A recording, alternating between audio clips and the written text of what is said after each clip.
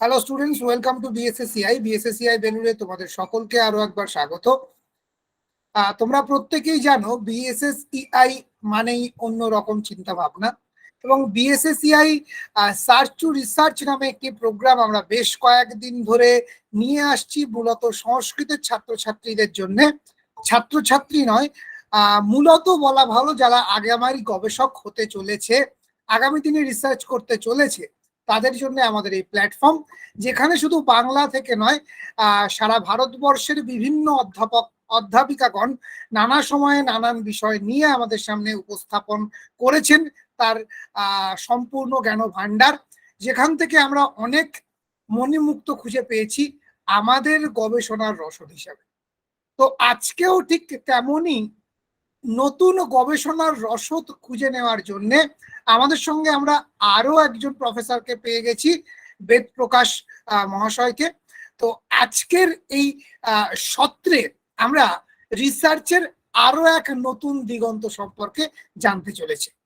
তো আজকের এই অনুষ্ঠানের একেবারে সূচনা লগ্নে আমি স্বাগত ভাষণের জন্য পাপিয়া গড়াইকে অনুরোধ করব। পাপিয়া। धन्यवाद सर। मेरी आवाज आ रही है? सर मेरी आवाज आ रही है? हाँ आ रही है, आप बोल सकते हैं, बोलिए। सभी को नमस्कार। वागर्थाभिव संपृक्तौ वागर्थ प्रतिपत्तये जगतः पितरौ वन्दे पार्वती परमेश्वरौ। मैं पापिया गौड़ाई, शोध छात्रा महात्मा गांधी केंद्रीय विश्वविद्यालय से बीएसएस की तरफ से आयोजित सर्च टू रिसर्च इस सत्र में आज के हमारे साथ मुख्य वक्ता के रूप में उपस्थित है दिल्ली विश्वविद्यालय संस्कृत विभाग के प्रोफेसर वेद प्रकाश दिनदोरिया महोदय। महोदय को मैं प्रणाम करती हूँ और बीएसएस के समग्र परिवार के ओर से आपका स्वागत करती हूँ। शिक्षा क्षेत्र में महोदय अपने विद्वत्व गुण ज्ञान गरिमा से समग्र भारतवर्ष में सुपरिचित है, लेकिन फिर भी महोदय के स्वागत भाषण के रूप में मैं कुछ बोलना चाहूंगी। आप महर्षि दयानंद सरस्वती विश्वविद्यालय से सन 2002 में यूजी एवं 2002 में पीजी की शिक्षा पूर्ण की है।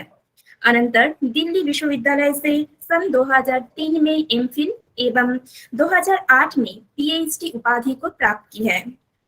संस्कृत काव्य, संस्कृत साहित्य एवं भारतीय दर्शन महोदय का अत्यधिक रुचि का विषय रहा है। महोदय ने अपने कर्म जीवन की शुरुआत पंजाब विश्वविद्यालय के होशियारपुर स्थित परिसर विश्वेश्वरानंद विश्वबंधु संस्कृत एवं भारत भारती अनुशीलन संस्थान में सहायक आचार्य के रूप में किया था। तत्पश्चात 2014 में दिल्ली विश्वविद्यालय संस्कृत विभाग में सह आचार्य के रूप में नियुक्त हुए। अभी तक उसी विश्वविद्यालय के प्रोफेसर पद को महोदय अलंकित कर रहे हैं। आपके मार्गदर्शन में अभी तक 4 पीएचडी एवं 7 एमफिल शोध कार्य संपन्न हो गया है और अभी 7 पीएचडी एवं 1 एमफिल शोध कार्य प्रवर्तमान है। आपके द्वारा लिखे गए 15 पुस्तक प्रकाशित है, यथा नामकरण संस्कार, वैदिक विवाह विमर्श, औचित्य सिद्धांत एवं क्रातर्जुनीयम, संस्कृत वाङ्मय पर्यालोचना, वक्रोक्ति जीवितम, योगानुशासन प्रकाश, विलास काव्य संग्रह, वेदांत कारिका, मेघदूत, औचित्य विचार चर्चा आदि काव्य।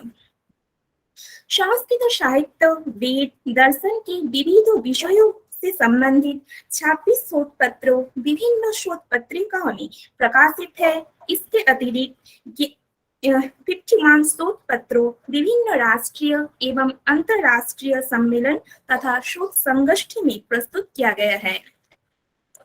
इसके अतिरिक्त अलंकार सिद्धांत, ध्वनि का स्वरूप, नाट्य का स्वरूप, भरत का रससूत्र आदि विभिन्न विषयों में आप विभिन्न स्थान पर आमंत्रित वक्ता के रूप में आपका योगदान रहा है। नाट्य शास्त्रों के टीकाकार के रूप में आचार्य उद्भट का अवदान, इस विषय पर एक परियोजना कार्य आपकी मार्गदर्शन में पूर्ण किया गया है। आज आपका सानिध्य लाभ करके बीएसएस सर्च टू रिसर्च सच में ही अपने आप को धन्य एवं गौरवान्वित मान रहा है।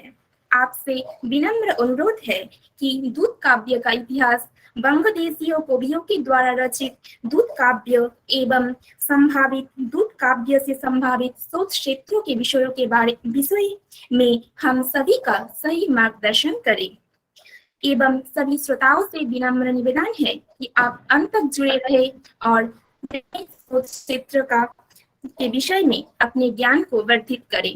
नमस्कार।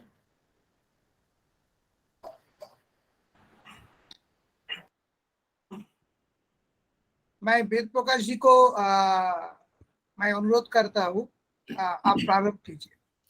जी। ओम यदंगदाशुषे त्वमग्ने भद्रम करिष्यसि तवेतत् सत्यम अंगिरः। आयोजक संस्था के सभी सम्माननीय सदस्य, उपस्थित सभी शिक्षक बंधु, शोधार्थी, प्रिय शोधार्थियों और विद्यार्थियों,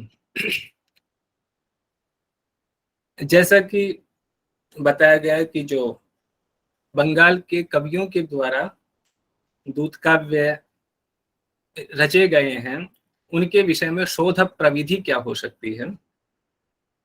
अभी इसमें श्रोताओं में एक बहुत ही उत्कृष्ट कोटि के संस्कृत के विद्वान और कवि भी जुड़े हुए हैं, आदरणीय आचार्य जगदीश प्रसाद सेमवाल, जिनका मैं शिष्य रहा हूं। वो भी आशीर्वाद देने के लिए हम सभी के साथ यहाँ जुड़े हुए हैं। ये अत्यंत हम सभी के लिए गौरव की बात है। हाँ, तो अब मैं अपने विषय को प्रारंभ करता हूँ। आज का विषय है कि बंगाल के कवियों के द्वारा जो दूत काव्य रचे गए हैं, जो लिखे गए हैं, उनकी शोध प्रविधि क्या हो। अब यहाँ पर सबसे पहला प्रश्न यह उठता है कि क्या दूत काव्यों की शोध प्रविधि अलग होती है और बंगाल के कवियों के द्वारा जो लिखे गए दूत काव्य हैं उनकी शोध प्रविधि अलग होती है। सबसे पहला प्रश्न तो यही उठेगा। तो इस विषय में मैं आपसे निवेदन करना चाहता हूं कि वस्तुतः जिस प्रकार से शोध करने की प्रविधि व्याकरण शास्त्र में तय है, दर्शन शास्त्र में तय है, साहित्य शास्त्र में तय है, नाट्य शास्त्र में भी तय है, धर्मशास्त्र इत्यादि शास्त्रों में भी एक निश्चित की जा चुकी है, परंतु उस प्रकार से दूत काव्यों के संदर्भ में शोध प्रविधि आज तक निश्चित नहीं हुई। और उसका सबसे बड़ा उदाहरण हमें यह प्राप्त होता है कि आप किसी भी विश्वविद्यालय में, भारतवर्ष के किसी भी विश्वविद्यालय में जाकर के जो दूत काव्यों पर शोध कार्य हुआ है उसको जब आप देखेंगे, जब आप उसके अध्याय विभाजन को देखेंगे, जब आप उसके शोध प्रविधि को देखेंगे, तो आपको पता चल जाएगा कि एक ही विश्वविद्यालय में एक ही शोध निर्देशक के निर्देशन में किया गया शोध कार्य में भी एक रूपता नहीं है। तो वस्तुतः 2002 में मैंने स्वयं दूत काव्य पर एक रिसर्च किया था एमफिल में, और उसके बाद मेरी रुचि बनी दूत काव्यों के संदर्भ में, और मैंने देखा कि क्या कभी दूत काव्यों के संदर्भ में भी एक रूपता हो सकती है। तो मैंने देखा कि संभवतया कम होगी। और फिर भी मैंने कुछ विषयों को निर्धारित करने का प्रयास किया, कुछ उसकी सीमाएं निर्धारित करने का प्रयास किया, और उसका सबसे बड़ा कारण यह है कि जिसको हम सर्वश्रेष्ठ दूत काव्य कहते हैं, मेघदूत, महाकवि कालिदास के द्वारा विरचित, उसका परवर्ती काल में अनेक कवियों ने अनुसरण किया। और उसका जब अनुसरण किया तो उस संदर्भ में एक लंबे समय तक श्रृंगारिक दूत काव्य लिखे जाने लगे। लेकिन उसके बाद ये धारा बदली और जैन कवियों ने अपने जैन आगम से संबंधित, जैन धर्म से संबंधित विषय वस्तु को उसके अंदर जोड़ा।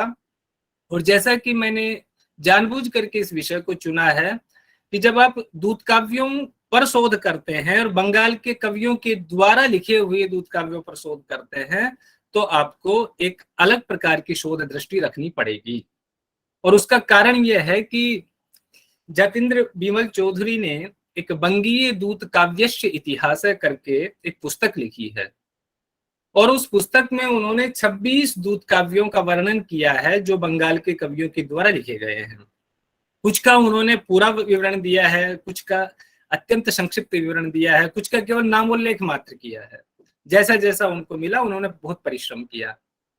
और उसके बाद जब मैं कई वर्षों से दूत काव्यों का संग्रह कर रहा हूँ, उनके संबंध में सूचनाएं संग्रह कर रहा हूँ, तो जब मैंने अपनी प्रकाशित होने वाली पुस्तक जो अभी प्रकाशित नहीं हुई है उससे जब मैंने देखा तो मुझे 30 बंगाल के कवियों के द्वारा लिखे गए दूत काव्य प्राप्त हुए। और जब मैंने देखा तो उस 30 में से 17 दूत काव्य ऐसे हैं जिनका संबंध पुराणों की कथा वस्तु के साथ है। यह बात विशेष रूप से ध्यान रखने योग्य है कि जिस शोध प्रविधि से आप मेघदूत का अध्ययन करते हो, उस शोध प्रविधि से आप बंगाल के कवियों के दूत काव्यों का अध्ययन नहीं कर सकते। और उसका सबसे बड़ा कारण यह है कि जो मेघदूत की शोध प्रविधि है वो बिल्कुल अलग है, और जो बंगाल के कवियों ने जिस पृष्ठभूमि को आधार बना करके दूत काव्य लिखे वो बिल्कुल अलग है। और उसका जो सबसे बड़ा कारण जो नजर आया वो कारण ये है कि जो चैतन्य महाप्रभु का जो आंदोलन था भक्ति के संदर्भ में, उस आंदोलन से बंगाल के कवियों ने प्रेरणा प्राप्त की, और उसके पश्चात जिन दूत काव्यों का प्रणयन हुआ, मैंने कहा अधिकांश दूत काव्य जो प्राप्त हो रहे हैं उनमें से जिसको कहा जाए कि हम 70% दूत काव्य जो हैं उनकी कथा वस्तु पुराणों से संबंधित है। और अगर पुराणों को भी अगर देखें तो सबकी कथा वस्तु, केवल एक को छोड़ दिया जाए, 17 में से एक दूत काव्य छोड़ दिया जाए तो 16 दूत काव्यों की कथा वस्तु जो है वो जब श्री कृष्ण वृंदावन से मथुरा चले गए उसके पश्चात उस घटना को आधार बना करके 16 दूत काव्य लिखे गए। चाहे उनके मथुरा जाने के बाद चाहे श्री कृष्ण ने स्वयं गोपियों के लिए संदेश वाहक भेजा हो, अथवा गोपियों ने श्री कृष्ण के पास संदेश वाहक भेजा हो, लेकिन कथा वस्तु का जो मूल आधार है उन 16 काव्यों की जो एक कॉमन बात है वो बात यह है कि यहाँ जो श्री कृष्ण का मथुरा से वृंदावन से मथुरा जाना सबसे प्रमुख घटना है। अब मैंने प्रयास किया है कि हम एक ऐसी शोध प्रविधि बनाएं जिसमें सब प्रकार के दूत काव्य का समाहार हो जाए, जिसमें श्रृंगारिक दूत काव्य भी आ जाएं, जिसमें दार्शनिक दूत काव्य भी आ जाएं, जिसमें राष्ट्रीय भावना परक दूत काव्य भी आ जाएं, जिसमें व्यंग्य परक दूत काव्य जो सामाजिक अवस्था को लेकर के लिखे गए वो भी आ जाए। तो उसके लिए हमें कुछ अनेक प्रकार की टीकाएं देखनी पड़ेंगी, अनेक प्रकार के दूत काव्यों को पढ़ना पड़ेगा, और उस संदर्भ में मैंने प्रयास किया है।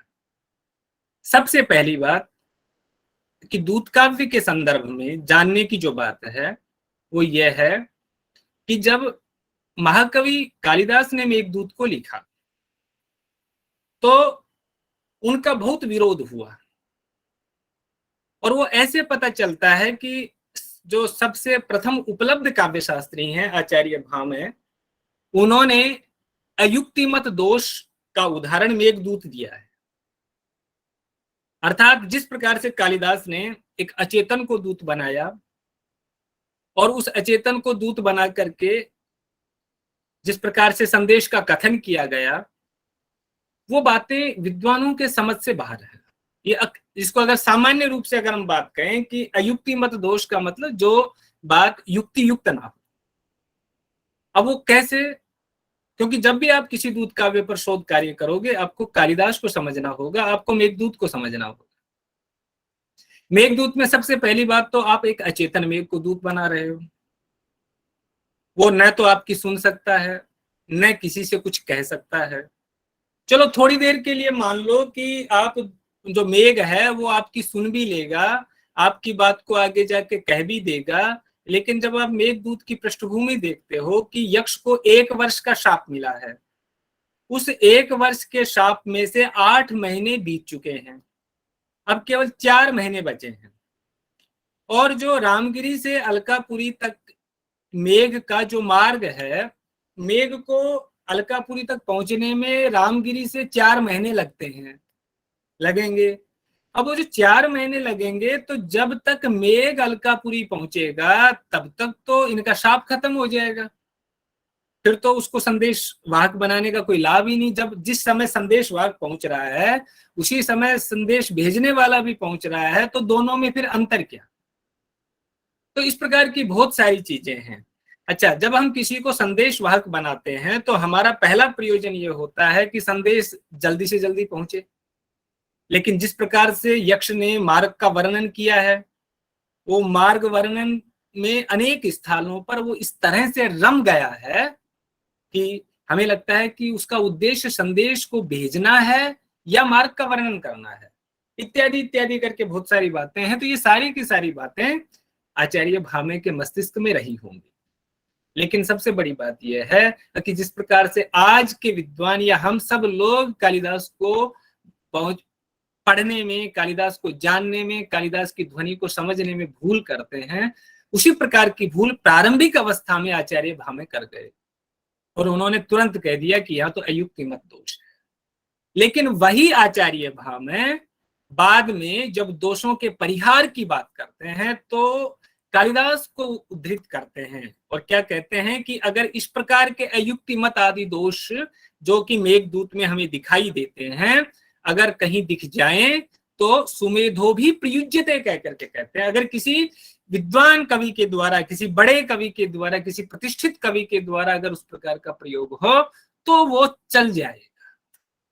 कहने का मतलब भामे को संगोष्ठियों में, उस प्रकार उस समय की संगोष्ठियों में उनको विरोध का सामना करना होगा। कि आपने केवल ये देख करके आपने उसकी कथा वस्तु को देख करके आपने विरोध कर दिया तो ये ठीक नहीं है। वस्तुतः ये कथा वस्तु का विरोध जो आप कर रहे हैं उसके पीछे, ये कथा वस्तु तो एक उसके ऊपर एक कलेवर है, एक कवर है, उसके अंदर जो भावना है उस भावना को आप नहीं समझ पा रहे। और वो भावना है वहां एक वृष्टि विज्ञान को के महत्व को प्रतिपादित करना। ऐसा नहीं है कि कालिदास के समय जो बादल था वो उस मार्ग से जाता था और आज उसका मार्ग कोई और हो गया। भले कोई दूत भेजे या कोई संदेश भेजे या न भेजे, आप जब भी कभी वर्षा ऋतु में मानसून का मार्ग देखोगे ये वही मार्ग मिलेगा जो मेघदूत में है। वहां कालिदास कुछ और कहना चाहते थे लेकिन हमने उनकी ध्वनि को नहीं समझा, हमने उनकी आंतरिक भावना को नहीं समझा और हमने अनेक प्रकार की बातें की। तो कहने का तात्पर्य यह है कि कालिदास का मेघदूत और उसके बाद मेघदूत को वो प्रतिष्ठा मिली। आप देखेंगे कि अगर भगवत गीता को छोड़ दिया जाए, भगवत गीता को छोड़ दिया जाए तो सर्वाधिक टीकाएं जिस काव्य पर लिखी गई उस काव्य का नाम मेघदूत है। मेघदूत इतना प्रशंसनीय बना, विश्व की अनेकानेक भाषाओं में उसका अनुवाद हुआ और उसके बाद तो समीक्षकों ने इतना तक कह दिया कि अगर कालिदास की अन्य 6 रचनाएं ना भी होती और केवल मेघदूत होता तो भी उसकी प्रतिष्ठा में कदापि कोई कमी नहीं होती। मेरा कहने का तात्पर्य यह था कि मेघदूत समस्त दूत काव्यों में उस हिमालय की भांति सुशोभित होता रहा और उसको छूने का प्रयास बाद के कवि करते रहे। वो कितने सफल हुए कितने नहीं हुए एक अलग प्रकार की बात है। तो कहने का तात्पर्य यह है कि हम मेघदूत और उसके प्रवर्ती काव्यों को आधार बना करके हम जब भी कभी दूत काव्यों पर शोध कार्य करें अथवा करवाएं तो हमारी क्या प्रविधि हो, इस विषय पर मैंने आपके सामने आज कुछ विचार आपको सामने प्रस्तुत करने हैं। उस विचारों से पहले इतना हम सबको जानना जरूरी था जैसा कि मैंने निवेदन किया। अब उसके बाद मैं आपसे एक पावर प्रेजेंट में अभी प्रेजेंटेशन में कर देता हूं ताकि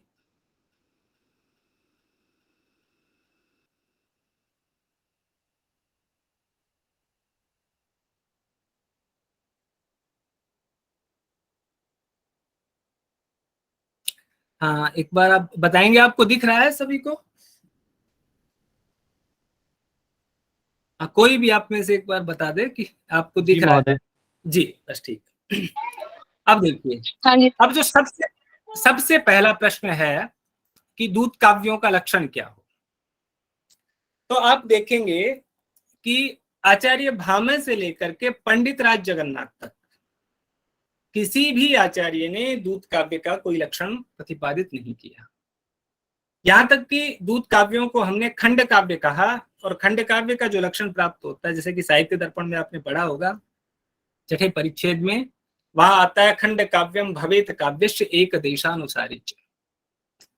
लेकिन वो इस प्रकार का वो ऋतु संहार में भी चला जाएगा, वो नीति शतक में भी चला जाएगा, बहुत सारे जगह चला जाएगा।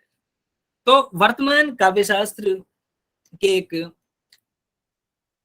बहुत ही श्रेष्ठ विद्वान है, उनकी कुछ अपनी व्यक्तिगत भी मान्यताएं हैं। वो आचार्य रहस्य बिहारी द्विवेदी ने एक ग्रंथ लिखा है साहित्य विमर्श, और उस साहित्य विमर्श में उन्होंने दूत काव्य का लक्षण प्रतिपादित किया है। मेरी जानकारी में ये पहला दूत काव्य का लक्षण है जो किसी भी काव्य शास्त्रीय ग्रंथ में प्रतिपादित है।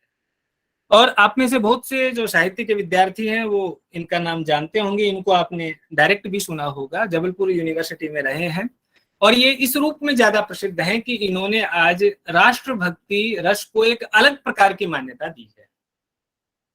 अन्यथा हम राष्ट्र विषयक रति को हम भाव के अंतर्गत लेते हैं। आचार्य मम्मट इत्यादि की मान्यता के अनुसार जो राष्ट्र विषयक रति है वो भाव के अंतर्गत आएगी, लेकिन इन्होंने राष्ट्रभक्ति को अलग रस माना, उस रूप में इनकी ये विख्यात है। लेकिन इन्होंने दूत काव्य का लक्षण भी किया है, और दूत काव्य का इन्होंने जो लक्षण किया है वो मेघदूत से लेकर के वर्तमान दूत काव्यों को देखते हुए किया है। जैसा कि एक बार आप इसको देख ही रहे होंगे, दूतम कृत्वा निसर्गांकम नरम व पक्षिणम पशुम स्वप्रियम प्रति संदेश प्रेष्यते दूत संज्ञके। इसमें बिल्कुल स्पष्ट आपको दिख रहा है कि दूत कौन हो सकता है। कोई प्राकृतिक पदार्थ हो सकता है जैसे मेघ इत्यादि है, कोई मनुष्य भी हो सकता है, कोई पक्षी भी हो सकता है, कोई पशु भी हो सकता है, और इनको दूत बना करके व्यक्ति अपने प्रिय के प्रति संदेश भेजता है। अवाचो अव्यक्त वाचो अपि वन्यताम दूत रूपिणे तेन यान्तु न संदेशम प्रियार्थम श्रावयन्तु। और इनमें आप देखेंगे कि कुछ तो अवाच हैं, उनके पास वाणी है ही नहीं, जैसे मेघदूत इत्यादि। कुछ अव्यक्त वाच हैं, उनके पास वाणी तो है लेकिन वो अपने विचारों को संप्रेषित नहीं कर सकते, जिस प्रकार से पशु पक्षी इत्यादि है, लेकिन उनको यहाँ दूत काव्य बनाया गया है। और भले ही वो संदेश लेकर जाएं या न जाएं, लेकिन फिर भी जो आप अपने प्रिय को कहना चाहते हो, अपनी प्रिया को कहना चाहते हो, वो उनको सुना दिया जाता है। जैसा कि मेघदूत की चर्चा मैंने भी थोड़ी देर पहले आपसे की, और उन्होंने उदाहरण के रूप में मेघदूत को दिया कि मेघदूते भवेत नामो दूतो मेघो न किंतु सह निशब्दो यक्षिणीम भक्तिम कालिदासस्य वर्णने। कालिदास ने जो मेघदूत में वर्णन किया है वहां पर आप देखेंगे कि दूत मेघ को दूत बनाया गया, और वह निशब्द भी है और यक्षिणी तक पहुंच भी नहीं पाता, जैसे मैंने अभी थोड़ी देर पहले चर्चा की, लेकिन उसको बनाया गया। और विप्रलंभात्मकानि एव प्रायेण एतानि चासते, और प्रायः ये विप्रलंब श्रृंगार इनमें अंगीरस होता है। ठीक है, और ये मैं अभी आपसे चर्चा करूंगा कि जब ये बात बिल्कुल ठीक है कि अधिकांश दूत काव्य हैं उनमें अंगीरस विप्रलंब श्रृंगार है, लेकिन जब आप बंगाल के कवियों के द्वारा रचित दूत काव्य देखेंगे तो आपको लगेगा कि नहीं, वहां तो कुछ और ही है, और उसकी चर्चा हम थोड़ी देर बाद करेंगे। तो लेकिन अधिकांश दूत काव्यों में विप्रलंब श्रृंगार है वो अंगीरस के रूप में है।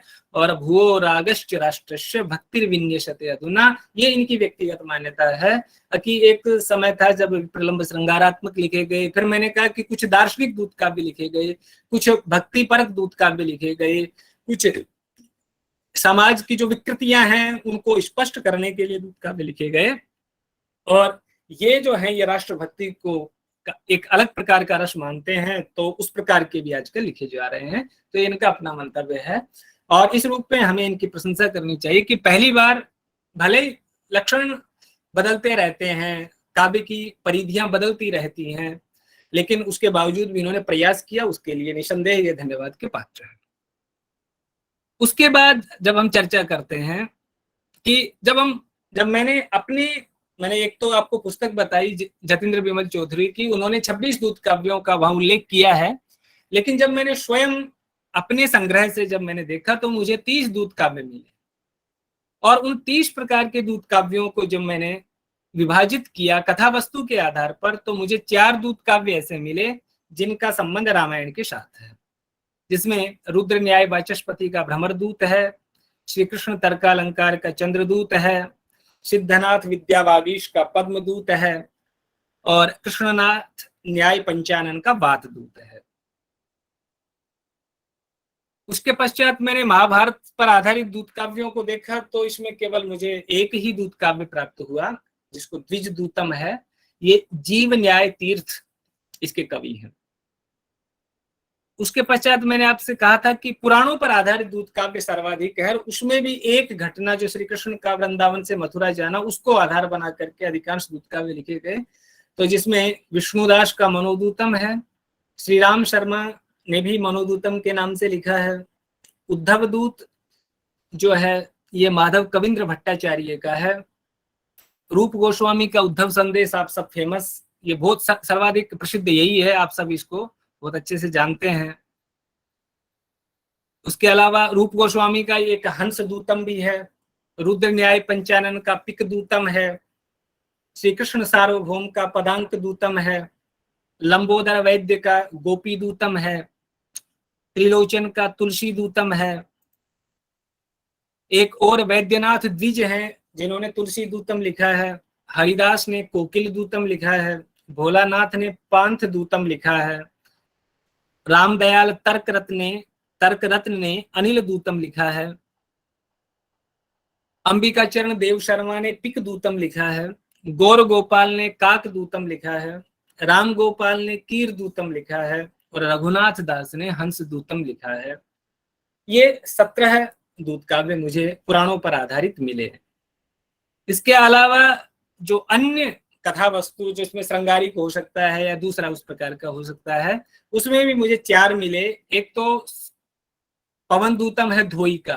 पवन दूतम जो है धोई का वो सब जानते हैं। इवन अगर आप मेघदूत से शुरू करके अगर आप प्राचीन दूत काव्यों में अगर आप 5-6 दूत काव्यों की गणना करोगे तो पवन दूतम आ जाएगा। ये बड़ा प्रसिद्ध दूत काव्य है। और उसके बाद पादप दूतम है गोपेंद्रनाथ गोस्वामी का।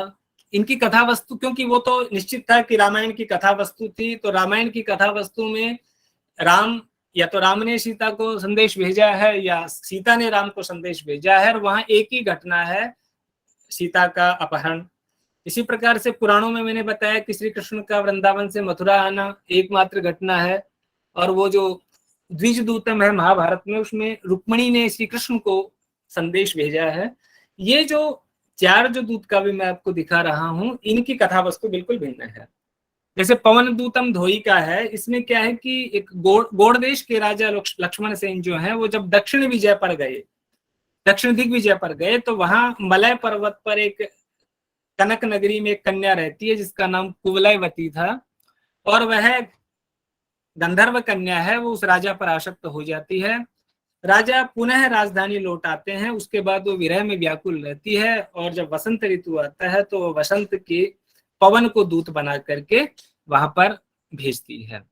जब मैंने जतेंद्र विमल चौधरी को इस विषय में पढ़ा तो उन्होंने अनेक इतिहासकारों का वहां पर उल्लेख किया है कि ये जो राजा लक्ष्मण सेन जो हैं, इनका दक्षिण दिग्विजय का कोई ऐतिहासिक वृत्तांत प्राप्त नहीं होता, पर धोई कवि को कहीं वो कथा मिली होगी या फिर उनकी मानसिक कल्पना होगी, तो इस प्रकार का वहां एक उल्लेख प्राप्त होता है।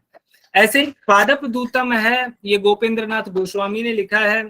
इसमें चैतन्य महाप्रभु की जो पत्नी थी विष्णु प्रिया, वो घर में उनके एक नीम का पेड़ लगा हुआ था, उसी को वो दूत बना करके चैतन्य महाप्रभु जब नील शैल पर्वत पर तपस्या कर रहे थे, जब रह रहे थे, तो वहां पर वो भेजती है। ऐसे एक मेघदूत्यम है त्रैलोक्य मोहन का, तो इन्होंने मेघदूत के प्रत्युत्तर के रूप में ये रचा है।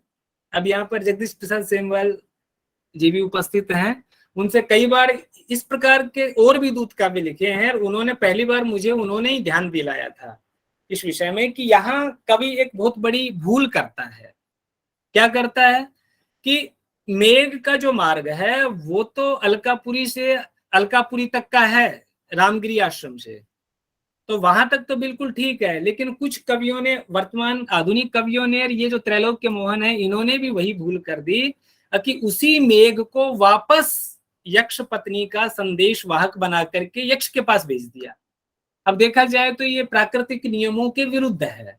जब भी आप देखोगे, हर साल देखोगे, भारत का जो मानसून का जो मार्ग है वो दक्षिण से उत्तर की ओर होता है, उत्तर से दक्षिण की ओर कदापि नहीं होता। वो कैलाश पर्वत पर जाकर के तो बादल छिन्न भिन्न हो जाते हैं। तो अगर उनको यक्ष पत्नी के माध्यम से अगर संदेश भिजवाना भी था तो कोई और दूत का चयन करते, क्योंकि अब मेघ जो है वो तो अब दोबारा 8 महीने बाद उस वहां रामगिरी तक जाएगा, तो अब वहां पर तब तक न तो यक्ष वहां रामगिरी रहेगा न कुछ और। लेकिन त्रैलोक्य मोहन ने भी वही कार्य किया जो अन्य आधुनिक कुछ और कवियों ने भी किया कि मेघदूतम जो है उसमें उन्होंने पहले तो यक्ष संदेश लेकर के जा रहा है, वहां तक तो ठीक है, यक्ष का संदेश मेघ लेकर के जा रहा, उसी मेघ को वापस यक्ष पत्नी का संदेश बना करके भेज दिया। एक काली प्रसाद का भक्ति दूत है, इसमें ये स्वयं इन्होंने अपने ही जीवन पर आधारित इसको लिखा है और ये पूरी तरह से दार्शनिक है। यहाँ इन्होंने मुक्ति जो है, जिसको हम मोक्ष कहते हैं, निर्वाण कहते हैं, उसको इन्होंने अपनी प्रियतमा माना है और इन्होंने जो भक्ति जो है उसको दूती बनाया है। तो कहने का तात्पर्य है कि जो भक्ति रूपी दूती के माध्यम से व्यक्ति जो है वह मुक्ति रूपी साध्य को, प्रियतमा को प्राप्त कर सकता है। तो ये 4 अन्य कथा वस्तु को आधार बना करके भी ये लिखे गए थे। अब उसके बाद हम और भी हैं अन्य दूत काव्य, जैसे एक अजीत न्याय रत्न का वकदूतम है। ये जो दूत काव्य है इसके विषय में चौधरी सर का भी यही कहना है कि ये सारा का सारा अस्त व्यस्त रूप से प्राप्त होता है। इसमें 250 पद्य हैं, जिसमें 200 पद्य इससे संबंधित है, 50 पद्यों का इससे सीधा संबंध ही नहीं है। ना इसको पढ़ करके ये पता चल रहा है कि कौन दूत भेज रहा है, किसको भेज रहा है, किसके पास भेज रहा है, कुछ नहीं पता चल रहा है। लेकिन क्योंकि नामकरण इसका वकदूतम है, इस आधार पर हम कह सकते हैं कि वक को दूत बना के भेजा गया होगा। और उसमें जो कहीं कहीं कुछ वर्णन मिलता है उसके आधार पर कोई मधुकरी है, वो अपने प्रियतम मधुकर को ढूंढने के लिए वक्त को दूत बना करके भेज रही है। एक पंचानन तर्क रत्न का प्राणदूतम है। इस संदेश के का केवल उल्लेख, नाम मात्र उल्लेख मिलता है, इसमें क्या है ये पता नहीं चल रहा। आप सभी बंगाल के श्रोता हैं, बंगाल के दर्शक हैं, अगर इनका कहीं कोई उल्लेख मिले तो मुझे भी बताना। पांथदूतम नरसिंह प्रसाद सेन का है। इन्होंने वर्तमान युग की स्थिति का वर्णन किया है, जैसे आजकल किस प्रकार से अस्त्र शस्त्रों का प्रयोग है, किस प्रकार से वैज्ञानिक अनुसंधान हो रहे हैं और अनेक प्रकार की जो उपलब्धियां हैं उसका वर्णन किया है। इसी प्रकार से प्रमथनाथ तर्कभूषण ने कोकिल दूतम लिखा है। इसमें कोई बंगाल की युवती है, वो वसंत ऋतु में कोकिल की कूजन को सुनती है और अपने पति के पास कोकिल को दूत बना करके भेजती है। तो इस प्रकार से ये जो 30 दूत काव्यों का उल्लेख मुझे प्राप्त हुआ उसका ये मैंने आपसे संक्षिप्त चर्चा की। अब जैसा कि मैंने आपसे कहा कि कहीं भी आप किसी भी विश्वविद्यालय में आप दूत काव्यों को पर रिसर्च को आप देखेंगे, शोध प्रबंध देखेंगे, कहीं एक रूपता नहीं है। तो और उसका सबसे बड़ा कारण ये है कि जैसे ही कोई दूत काव्य हमारे सामने आता है, हम अपनी सुविधा के हिसाब से उसका अध्याय विभाजन कर लेते हैं और जो भी 4-5 अध्याय हमें ठीक लगते हैं, हमें सूटेबल होते हैं, वो हम कर लेते हैं। लेकिन जब आप सच में अगर आप दूत काव्यों पर शोध कार्य करना चाहते हो तो इस विषय में सुख संदेश लिखा है लक्ष्मीदास ने और उसकी एक बहुत ही प्रसिद्ध टीका है। वो टीका जो भी अगर कोई व्यक्ति दूत काव्य, किसी भी दूत काव्य पर अगर शोध करता है तो उसको वो टीका अवश्य पढ़नी चाहिए। वरवर्णी टीका है और ये वरवर्णी टीका है, ये आचार्य धर्मगुप्त ने लिखी है। तो आचार्य धर्मगुप्त जो हैं उन्होंने 12 घटक तत्व का निर्धारण किया है कि जब भी कोई दूत काव्य हो उस दूत काव्य में इन 12 घटक तत्वों पर अवश्य विचार करना चाहिए।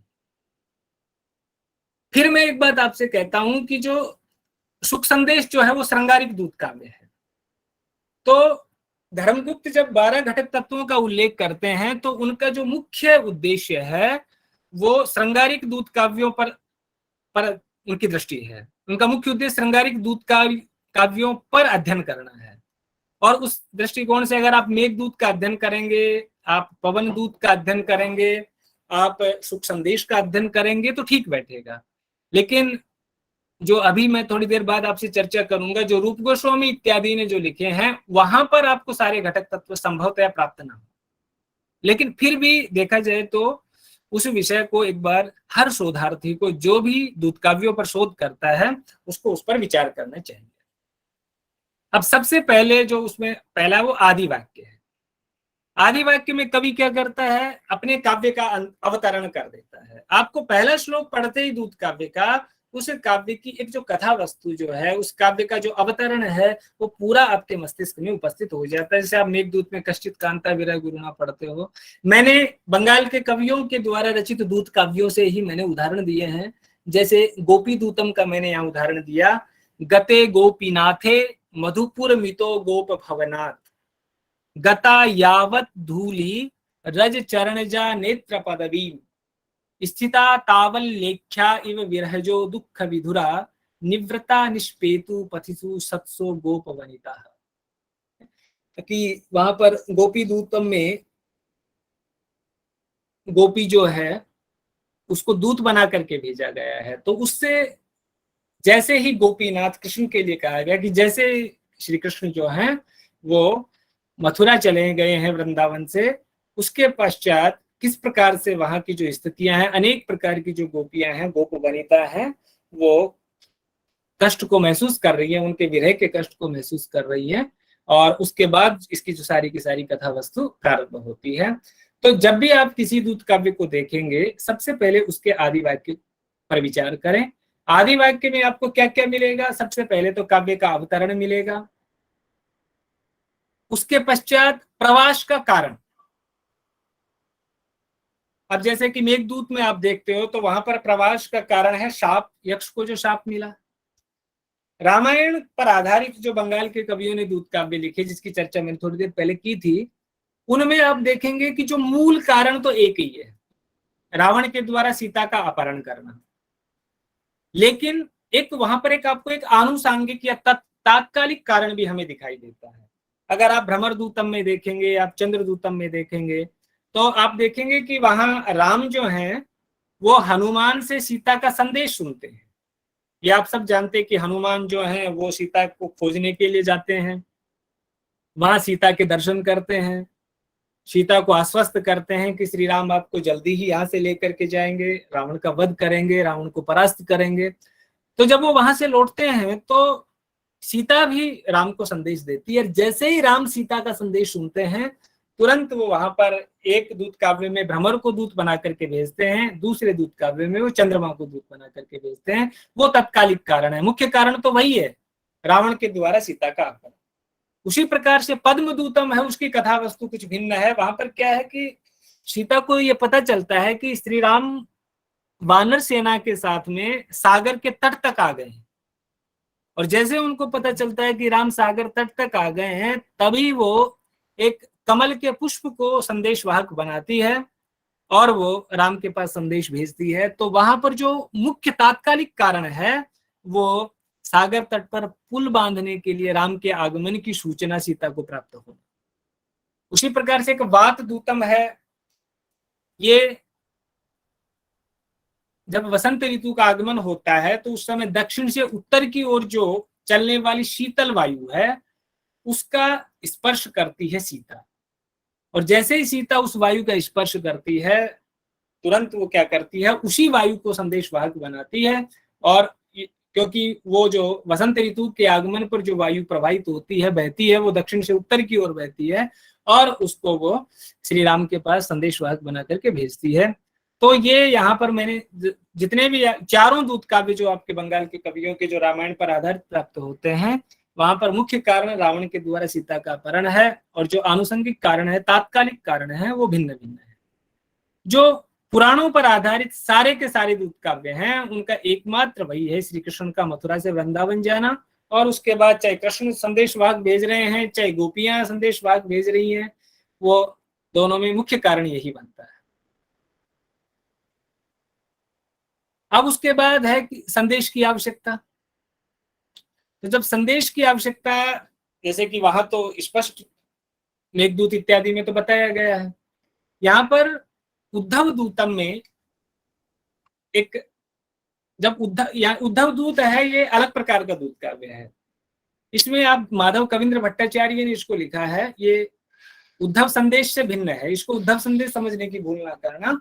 और इसमें क्या होता है कि जो उद्धव है वो श्री कृष्ण का दूत बन करके जाता है, लेकिन जैसे ही वो वृंदावन जाता है, जब वृंदावन की गोपियां जब किसी अजनबी को वहां पर देखती हैं तो सभी इकट्ठी हो जाती हैं और इकट्ठी होकर के उससे तरह तरह के प्रश्न करती हैं और उसको बोलने ही नहीं देती। और जब लास्ट, और तभी राधा आ जाती है, वो जैसे वृंदावन का नाम सुनती है मूर्छित हो जाती है, फिर वो होश में आती है और फिर वो श्री कृष्ण के लिए अनेक प्रकार के उपालंब देती है और वो कहती है कि तुम जो संदेश लाए हो वो बाद में सुनाना, पहले हमारा संदेश सुन लो, हम कृष्ण के लिए कुछ कहना चाहती हैं। और उस समय राधा कहती हैं कि क्यों, उनको जरूरत क्यों है संदेश भेजने की, कि नायासी तुम न च नैषी माम आत्मनः पादमूलम नो वा दूतम व्रससी न वा लेख लेशम ददाशी निश्वासाग्नि निपतति चैते काचिदाश्वास वार्ता तस्मिन् नास्थाम उपहितवती जीवितम धारयामि। कि ना तो तुम आए, उससे कहना कृष्ण से, ना उन्होंने हमें साथ लेकर के गए, ना उन्होंने कोई अभी तक दूत भेजा, ये जो तुम पहली बार दिखे हो, न उन्होंने कोई लेख हमें भेजा। तो जो निश्वासों की जो अग्नि है उसमें हम लोग निरंतर जलते हुए, और किसी प्रकार की कोई आश्वास वार्ता, कोई विश्वस्त करने वाली सूचना आज तक नहीं आ पाई। अब तुम ही बता दो कि हम कैसे जीवित रहें। तो यहाँ संदेश की आवश्यकता यहाँ पर उद्धव दूतम में ये प्रदर्शित की गई है। ये सारा का सारा आदि वाक्य में ही आ जाता है, जो पहला घटक तत्व है। उसके बाद जो दूसरा घटक तत्व है, तो पहला आदि वाक्य में काव्य का अवतरण हो जाता है, संदेश कौन भेज रहा है, संदेश किसके पास भेज रहा है, संदेश क्यों भेज रहा है, ये सारी की सारी चीजें हम द्योत वाक्य, आदि वाक्य में ले लेते हैं। उसके पश्चात द्योत्य योजन। द्योत्य योजन में क्या होता है, दूत का प्रथम दर्शन है, दूत का वैशिष्ट्य है, मधुर वचनों से दूत का स्वागत होता है। जैसे कि उद्धव संदेश का ये है, श्री कृष्ण जो है वो उद्धव को कह रहे हैं कि तुम सर्वेशाम मम गुण निधे बांधवा नाम प्रधानम तत्तो मंत्रई श्रियम विचलाम यादवा साधयन्ति इत्याश्वासाद अभिमत विधौ कामये वाम नियुक्तुम न्यस्त साधीयसी सफलतामर्थ भारय विधत्ते। जैसे कि आप कालिदास को देखते हो, उसी प्रकार से बिल्कुल वही पद्धति अपनाई गई है कि श्री कृष्ण कहते हैं उद्धव से कि तुम गुणों की निधि हो, तुम मेरे समस्त बांधवों में तुम प्रधान हो, तुम्हारे मंत्र के अधीन श्रिय है, स्त्री रहती है, तुम यादवों की जो स्त्री है उसको साधने वाले हो। इस प्रकार से मैं तुम्हें इस आश्वस्ति के साथ, मैं तुम्हें इस विश्वास के साथ मैं तुझे दौत्य कार्य के लिए नियुक्त करता हूं। और फिर लास्ट में अर्थांतन्यास से एक बात कहते हैं कि न्यस्त साधीयसी सफलताम अर्थ भारय विधत्ते। अगर किसी योग्य व्यक्ति पर कोई कार्य सौंप दिया जाए तो उसकी सफलता लगभग निश्चित रहती है। तो इस प्रकार का जो दूसरा उसमें घटक तत्व है वो द्योत्य योजन का है। उसी द्योत्य योजन में क्या होता है कि जो संदेश भेजने वाला व्यक्ति है वो अपनी विरहावस्था जो है उसका वर्णन दूत से कर देता है।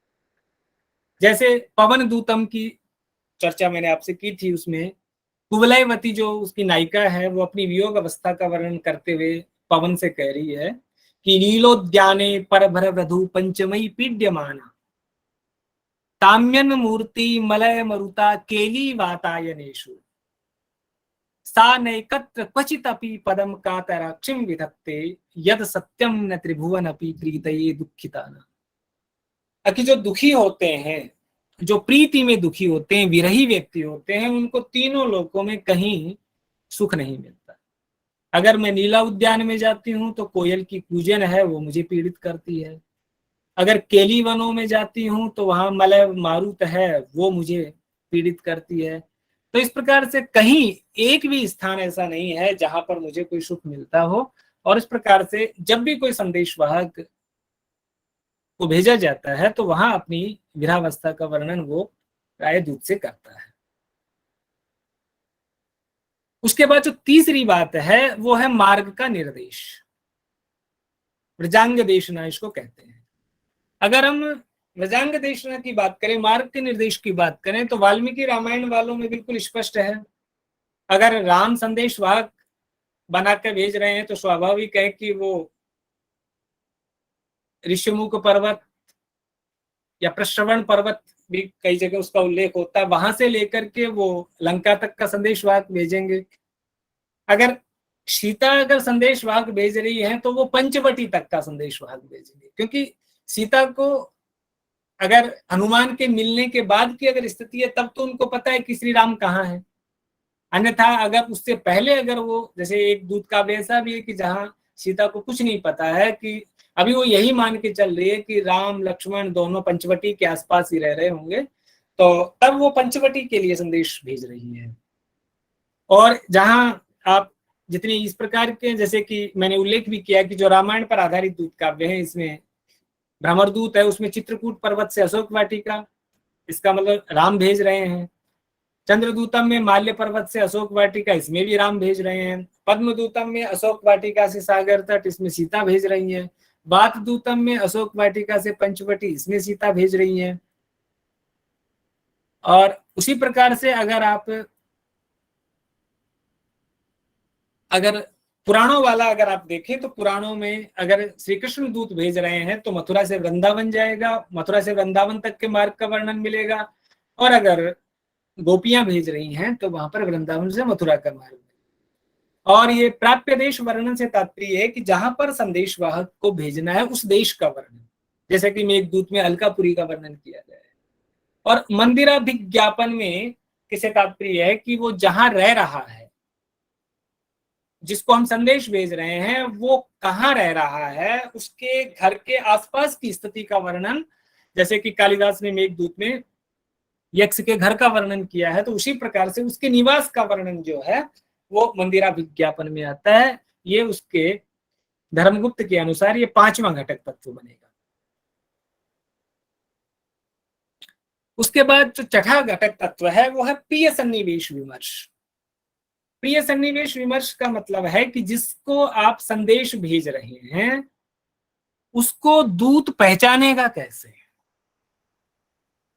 आखिर आप जानते हो ना उसको, आपने उसको संदेशवाहक बना, उसने तो उसको देखा ही नहीं। तो इसमें बड़ा सुंदर एक हंस दूत का, जो कि रूप गोस्वामी का लिखा हुआ है, मुझे बड़ा अच्छा वो लगा। वस्तुतः हंस दूत की एक विशेषता यह है कि इसमें राधा संदेश नहीं भेज रही है, राधा के बिहाफ पर, जिसको हम कह सकते हैं राधा की ओर से उनकी जो सबसे प्रिय सखी है ललिता, वो संदेश भेज रही है। तो ललिता हंस से कहती है कि जब तू मथुरा जाएगा तो तू कृष्ण को पहचानेगा कैसे। स्वाभाविक है कि तेरा ये प्रश्न होगा, तो कहती है कि मैं पहले ही बता देती हूँ कि कृष्ण को कैसे पहचानना। तो बड़ा सुंदर वर्णन मिलता है। कृष्ण के जो भक्त हैं उनको ये श्लोक बड़ा अच्छा लगेगा। ललिता कहती है हंस से, किमे भी व्याहारई कलय कथयामि स्फुटम अहम सखे निसंदेहम परिचय पदम केवलम इदम। कि मैं कृष्ण के लिए क्या कहूं, बस उसका इतना सा छोटा सा परिचय है। क्या परिचय है कृष्ण का, कैसे पहचानेगा तू कृष्ण को? तो कहता है कि परानंदो यस्मिन नैन पदवी भाजी भविता त्वया विद्यातव्यो मधुर रवय सोयम मधुर। कि जिसको देखने के बाद तेरी आंखों को परमानंद मिल जाए, बस सोच लेना वही कृष्ण है। कृष्ण का इतना सा परिचय है कि जब तू कृष्ण को देखेगा तो तेरी आंखें जो हैं उनको एक दिव्य आनंद की प्राप्ति होगी, उसको देखते ही तुझे दिव्य आनंद की प्राप्ति होगी। अगर ऐसा व्यक्ति तुझे मथुरा में दिख जाए तो समझ लेना वही कृष्ण है, वही मधुर रिपु है।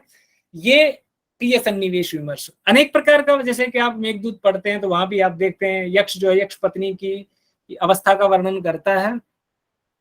तो इस प्रकार की स्थिति है। इसके साथ ही क्या है कि प्राय हमारे दूत काव्यों की जो संरचना है वो आप देखते हैं कि दूत काव्य में जब विरह हो गया नायक नायिका का, पति पत्नी का, या जो भी है वहां पर दो पात्र, अब वो जब संदेश वाहक भेज रहे होते तब तक एक लंबा समय व्यतीत हो जाता है। तो जरूरी नहीं कि जिसको वो संदेश भेज रहे हैं अभी भी वो उसी स्थिति में हो, अभी भी वो वैसा ही नजर आ रहा। इसीलिए यहाँ पर जो 7वां घटक तत्व धर्मगुप्त लिखते हैं वो लिखते हैं अन्य रूपत्व आपत्ति संभावना। कि जो संदेश भेजने वाला व्यक्ति है वो अपने प्रिय की अन्य रूपत्व की संभावना भी कर लेता है।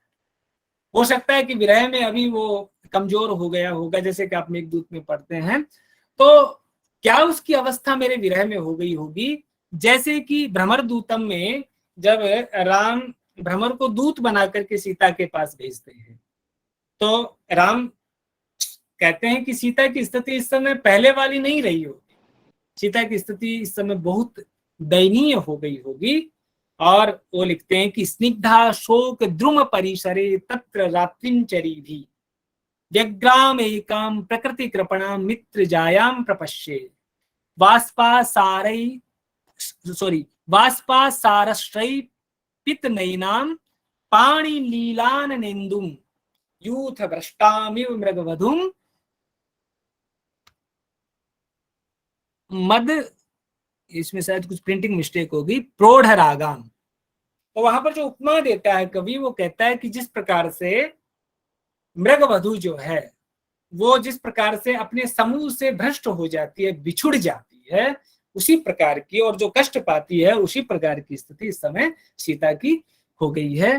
तो यहाँ अन्य रूपत्व आपत्ति संभावना भी होती है कि जरूरी नहीं है कि जिस स्थिति में संदेशवाहक ने, जो संदेश भेजने वाला है, उसने अपने प्रिय को देखा था, आज भी वो उसी स्थिति में होगा, वो उसकी अवस्था भी बदल गई होगी। ये यहाँ पर विशेष रूप से ज्ञातव्य है और ये यक्ष दूत को बताया जाता है। उसके पश्चात अवस्था विकल्पन है, जैसे कि अपने प्रिय के विरह में क्या करते हैं, तो वहां पर व्रत किए जाते हैं उसकी कुशलता के लिए, उसकी शीघ्र प्राप्ति के लिए पूजा की जाती है, उपवास किए जाते हैं, नींद नहीं आती है, स्वप्न दर्शन।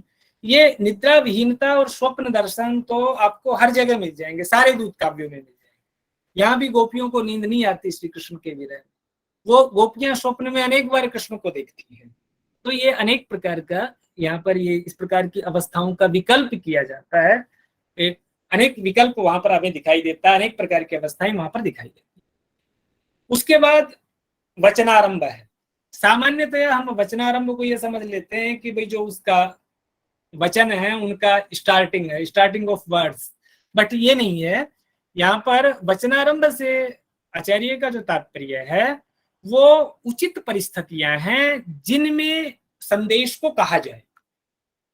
जैसे कि यक्ष भी मेघदूत में कहता है कि भाई तू जो संदेश है वो तू उसको देख लेना, अगर तू सुबह जल्दी पहुंच जाए तो सुबह जल्दी पहुंच करके उसको मत जगाना, क्योंकि वो उसको रात में नींद नहीं आती, वो बहुत देर तक जगती रहती है, तो सुबह थोड़ी बहुत देर सोती होगी 1-2 घंटे, तो इसलिए तुझे सूर्योदय की प्रतीक्षा करनी है या उसके जगने की प्रतीक्षा करनी है। तो उसको वचनारंभ कहते हैं, अनुकूल परिस्थितियां जिसमें संदेश को कहा जाए। तो यहाँ पर भी जो तुलसी दूतम है उसमें तुलसी को दूत बनाया गया है और गोपियां तुलसी से कह रही हैं कि कौन सा ऐसा समय है जिसमें तुझे कृष्ण को संदेश नहीं कहना है। तो उसमें वो कहती हैं कि अन्यासक्तो न भवति यदा नान्य चिंता परो वा नोवा तावद भवति यदहो शुत तृषा बाधितश्च नोवा निद्रा विकल समये यद्यस्मद् निवेद्यम तत्तत् वाच्यम प्रियतम मते प्राण बंधो समीपे। मतलब ये ध्यान रखना कि न तो श्री कृष्ण किसी अन्य कार्य में आसक्त हों, न श्री कृष्ण किसी अन्य विचार अन्य चिंतन में निमग्न हो, न उनको उस समय प्यास लग रही हो, न उनको भूख लग रही हो, न निद्रा के कारण उनका मन ठीक ना हो। तो ये सारी की सारी बातें हैं, ये ध्यान रखना। उनको अगर नींद आने वाली हो, अगर वो भूखे हों, अगर वो प्यासे हों, अगर वो किसी अन्य कार्य में संलग्न हों, अगर कुछ वो सोच रहे हों, तो ऐसी स्थिति में उनको संदेश नहीं कहना। ये वहां पर तुलसी को गोपियां बताती हैं। तत्पश्चात संदेश वचन, ये सबसे महत्वपूर्ण है कि संदेश क्या कहा जा रहा है। ये सब दूत काव्यों में मिल जाए, वो उसका प्राण है, क्या कहा जा रहा है। और उसमें जो सबसे मर्म की जो बात होती है, सबसे मुख्य बात जो सीधी हृदय पर लगे, वो बात कही जाती है। और मुझे इसका एक हंस दूतम का वो बड़ा सुंदर सा एक श्लोक यहाँ पर नजर आया। ललिता हंस को कहती है, जैसे मैंने अभी थोड़ी देर पहले उल्लेख किया था कि ललिता जो है वो राधा की सबसे प्रिय सखी है और वो हंस को संदेशवाहक बना। और जैसा कि हम जानते हैं कि श्री कृष्ण मथुरा चले जाते हैं तो वहां पर वो बहुत ज्यादा व्यस्त हो जाते हैं, बहुत समय तक उनको वृंदावन की याद ही नहीं आती। तो ललिता हंस से कह रही है कि श्री कृष्ण निष्ठुर है, वो निर्दयी है, तो उसमें उसका कोई दोष नहीं है। ये जो सारा का सारा दोष है ना, ये उसके सांवले रंग का है, उसके श्याम रंग का है। अगर कोई व्यक्ति श्याम रंग का हो तो बुरा मत मानना, ये मैं नहीं कह रहा, हंसदूत के कवि कह रहे हैं और वो ललिता की ओर से कहा जा रहा है। और क्या कहते हैं, देखो क्या उपालंब है, मतलब इससे बढ़िया और क्या उपालंब हो सकता है। ललिता कह रही है कि वयम त्यक्ता स्वामिन यदि है तव किम दूषणम इदम निसर्ग श्यामानामयम अतितराम दुष्परिहर कुहु कंठई अंडावधि सह निवासात परिचिता विसृज्यन्ते सद्य कलित नव पक्षर बलिभुजा। क्या उदाहरण देती है ललिता, कहती है कि भाई अगर श्री कृष्ण ने हमें आज तक याद नहीं किया तो उसमें उसका कोई दोष नहीं। वस्तुतः जो ये श्याम वर्ण वाले होते हैं, सांवले कलर के जो लोग होते हैं, वो होते ही निष्ठुर है। तो कह कैसे, तो वो संदेश दे रही है कि वयम तक्ता स्वामी ने, हे स्वामी तुमने हमें त्याग दिया तो इसमें तुम्हारा कोई दोष नहीं। ये सारा का सारा दोष जो है ये तुम्हारे सांवले वर्ण का है। क्यों? और फिर एक उदाहरण देते हैं कि जैसे कोयल जो है, कोयल जब अंडे के रूप में होती है तब से लेकर के जब वो बच्चे के रूप में प्रकट होती है तब तक कौवा उसकी रक्षा करता है, कौवा उसको पालता है, लेकिन जैसे ही उसके पंख आते हैं उस कौवे को छोड़ करके उड़ जाती है।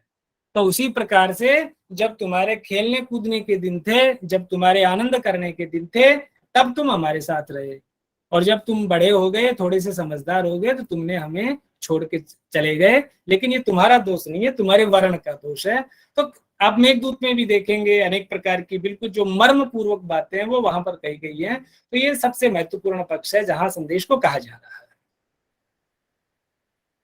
अब उसके अभिज्ञान दान, अभिज्ञान दान में क्या होता है, या तो कोई वस्तु होती है, जैसे कि आप रामायण में देखते हैं चूड़ामणि इत्यादि, तो या तो कोई वस्तु दी जाती है अभिज्ञान के रूप में, अथवा कोई ऐसी घटना बताई जाती है जो केवल वो दोनों जानते हैं, क्योंकि जिसको आप संदेशवाहक बना रहे हो वो उसको सामने वाला तो जानता नहीं, तो कैसे विश्वास करें। जैसा कि रामायण में आप देखते हैं कि जब हनुमान अशोक वाटिका में पहुंचते हैं तो अशोक वाटिका में पहुंचने के बाद सीता अनेक प्रकार के संदेह करती है कि निश्चित रूप से कोई मायावी राक्षस है, ये वानर का वेश बना करके आ गया, और लेकिन बहुत देर के बाद विश्वास होता है कि हाँ ये राम के द्वारा भेजे गए हैं। तो सामने वाला व्यक्ति विश्वास कर ले कि हाँ मेरे ही व्यक्ति ने संदेश को भेजा है, मेरे ही व्यक्ति ने दूत भेजा है, तो या तो वो कोई पहचान की चिन्ह भेजता है, अथवा कोई ऐसी कॉन्फिडेंशियल बात जिसको हम कह सकते हैं जो उन दोनों को ही पता हो, ऐसी कोई बात भेजता है, उसको अभिज्ञान दान कहा जाता है। और अंत में है प्रमेय परिनिष्ठापन। प्रमेय परिनिष्ठापन में क्या होता है कि जो संदेश भेजने वाला व्यक्ति है, चाहे वो नायक हो या नायिका हो, वो दूत के लिए मंगल कामना करता है और उस मंगल कामना के साथ काव्य की समाप्ति हो जाती है। जैसे कि आपने मेघदूत में देखा, वहां पर यक्ष जो है वो मेघ को आशीर्वाद देता है, उसके लिए मंगल कामना करता है कि तेरा विद्युत से कभी वियोग ना हो। विद्युत कौन है? मेघ की पत्नी है। तुम्हारा उससे कदापि वियोग ना हो। अब केवल वो व्यक्तिगत पक्ष नहीं है, उसका लोक कल्याण के साथ भी जुड़ा हुआ है। अगर मेघ का विद्युत से कभी वियोग नहीं होगा तो समय समय पर उचित वर्षा होती रहेगी, और उचित वर्षा होगी तो अन्नादि प्रभुत मात्रा में उत्पन्न होगा। तो उस प्रकार से दूत के लिए हर दूत काव्य में एक मंगल कामना की जाती है और उसी के साथ काव्य समाप्त हो जाता है। जैसे भ्रमर दूतम में राम ने भ्रमर को बहुत ही सुंदर आशीर्वाद दिया है, जैसे कि आप देख रहे हैं, पायम पायम मधु सुमिधरम पुष्पितानाम लतानाम स्थायम स्थायम नव कमलनी गर्म हरण्योर देशु दरेशु निर्मायेदम मधुकर सखे मातृषि स्नेह बंधा वीत ग्लानी युवती सहितो यापयेस्तम त्रियामा। अर्थात तुझे सुंदर सुंदर पुष्पों का, लताओं का तुझे मधु प्राप्त हो, तू नई नई कमलनियों के पर आवास करे, और इस प्रकार से तू, मेरा स्नेह तेरे साथ हमेशा बने रहे, और तू ग्लानि इत्यादि से बिल्कुल रहित रहे। इस प्रकार का वहां पर श्री राम जो है वो भ्रमर के लिए एक मंगल कामना करते हैं। तो ये जो 12 घटक तत्व थे,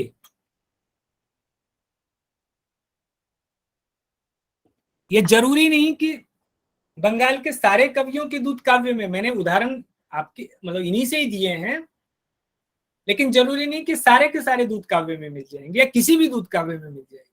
मेघदूत में सारे मिल जाएंगे, सुख संदेश में सारे मिल जाएंगे, लेकिन सब जगह सारे मिल जाएंगे जरूरी नहीं।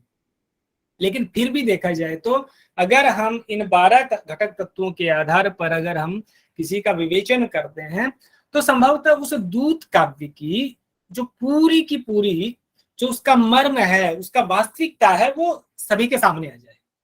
जैसे कि मैं आपसे विचार करता हूँ, आपको सोचने के लिए मैं कुछ विषय देता हूँ। आपने दूत काव्यों पर रिसर्च करना आपने शुरू किया, आप भले उसमें 50 अलंकार निकाल लो, क्या फर्क पड़ जाएगा?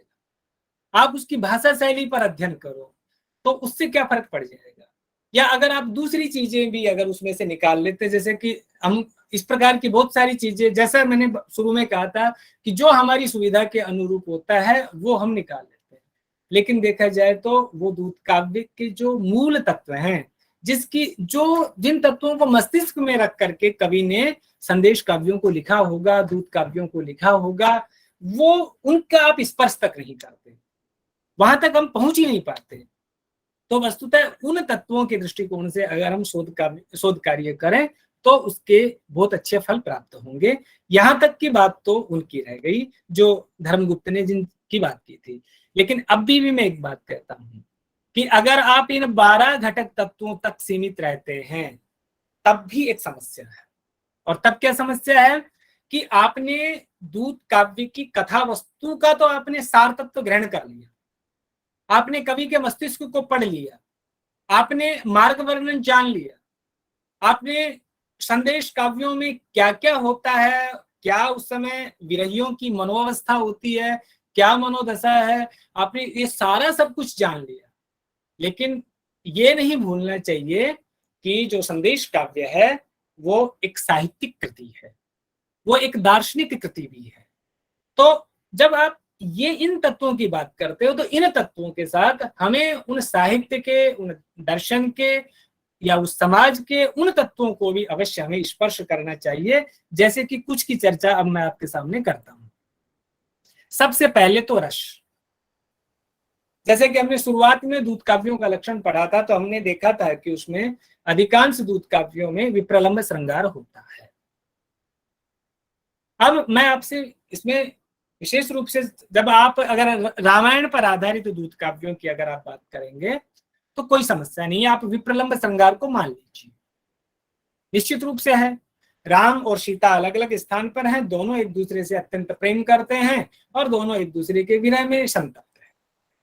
महाभारत वाली स्थिति में भी वही स्थिति है, एक दूत काव्य प्राप्त होता है तो उसमें रुक्मिणी जो है वो श्री कृष्ण के पास संदेश भेजती हैं कि वो उनसे बहुत प्रेम करती हैं, वो उनको वहां से लेकर के जाएं, इस प्रकार की वहां घटना है। तो वो भी विप्रलंब श्रृंगार का ही है। लेकिन जो 30 में से 17 दूत काव्य मिलते हैं, उन 17 दूत काव्यों की अगर आप चर्चा करें तो यहाँ पर जो मम्मट विश्वनाथ आदि आचार्य हैं उनके दृष्टिकोण से, पंडितराज जगन्नाथ इत्यादि के दृष्टिकोण से, अभिनव गुप्त की दृष्टिकोण से आप रस समीक्षा नहीं कर पाएंगे। कारण क्या है? क्योंकि जहां भी एक से अधिक नायक होगा, एक से अधिक नायिका होगी, अगर कोई अवस्था का भेद होगा तो वो श्रृंगार रस न होकर के श्रृंगार रसाभास हो जाए। यहां दिक्कत यह है, यहां समस्या यह है कि जब श्री कृष्ण संदेश वाहक भेज रहे हैं उद्धव को या कहीं किसी को भी भेज रहे हैं तो वहां नायिका एक से ज्यादा है, केवल अकेली राधा नहीं है, राधा के अलावा और भी गोपियां हैं जो नायिका के रूप में है। उधर से जैसे ही संदेश श्री कृष्ण के पास भेजा जा रहा है तो उसमें किसी एक नायिका के द्वारा नहीं भेजा जा रहा, वहां भी अनेक गोपियां हैं। तो जब अनेक स्त्रियां हैं तो वो श्रृंगार रस न होकर के श्रृंगार रसाभास हो जाएगा। आप देखेंगे कि हमारे बड़े बड़े कवियों के भी, अब कालिदास के यहाँ आप देखो अनेक नायिकाएं हैं, नायक के, लेकिन उन अनेक नायिकाओं के श्रृंगार का वर्णन कालिदास एक स्थल पर नहीं करते। दुष्यंत की भी अनेक पत्नियां हैं, अग्निमित्र की भी एक से ज्यादा पत्नी है, लेकिन उन सबको एक साथ वो उपस्थित नहीं करते। उनके श्रृंगार का वर्णन, उनके प्रेम का वर्णन, उनकी रति का वर्णन एकत्र नहीं किया जाता या एक साथ वर्णन किया जा रहा है। इसलिए आप अगर अभिनवगुप्त आदि रसवादी आचार्यों की दृष्टि से विचार करोगे तो ये रस न होकर के रसाभास होगा।